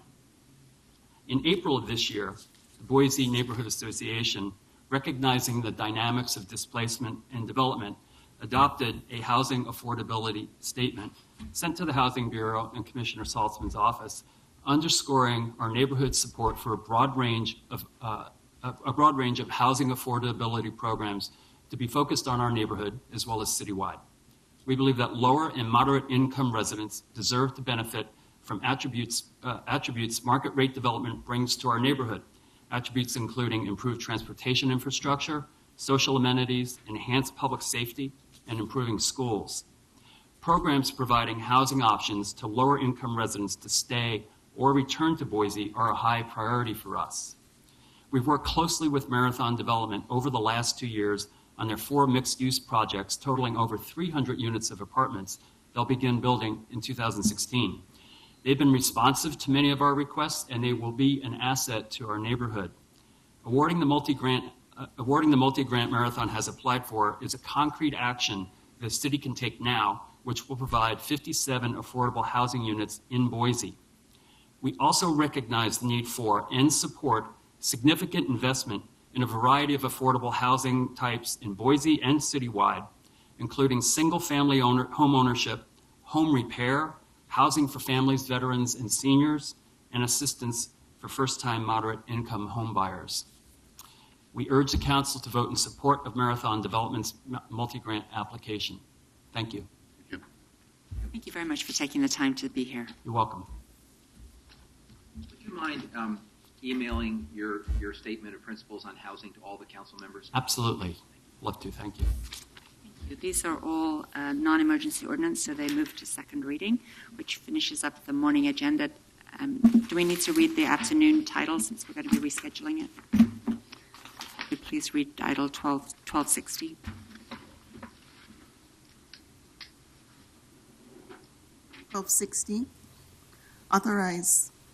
Accept report on the City of Portland disabled parking. And this is rescheduled, but we don't know the time yet. Is that correct? That's right. I'm asking to be returned to my office, and we will reschedule it. Great. Madam President, may I ask a question? In the absence of the mayor, will we have all 4 members of council tomorrow, too, for the presentation on the Willamette River crossing? Is anybody scheduled to be out, Carla? Correct, only the mayor. Okay, thank you. So we have tomorrow afternoon we have a presentation, and then tomorrow evening at 6 o'clock at the Middleman Jewish Community Center we will be taking testimony on the comprehensive plan proposal. Other than that, until tomorrow at 2 we are adjourned. It's just no limits.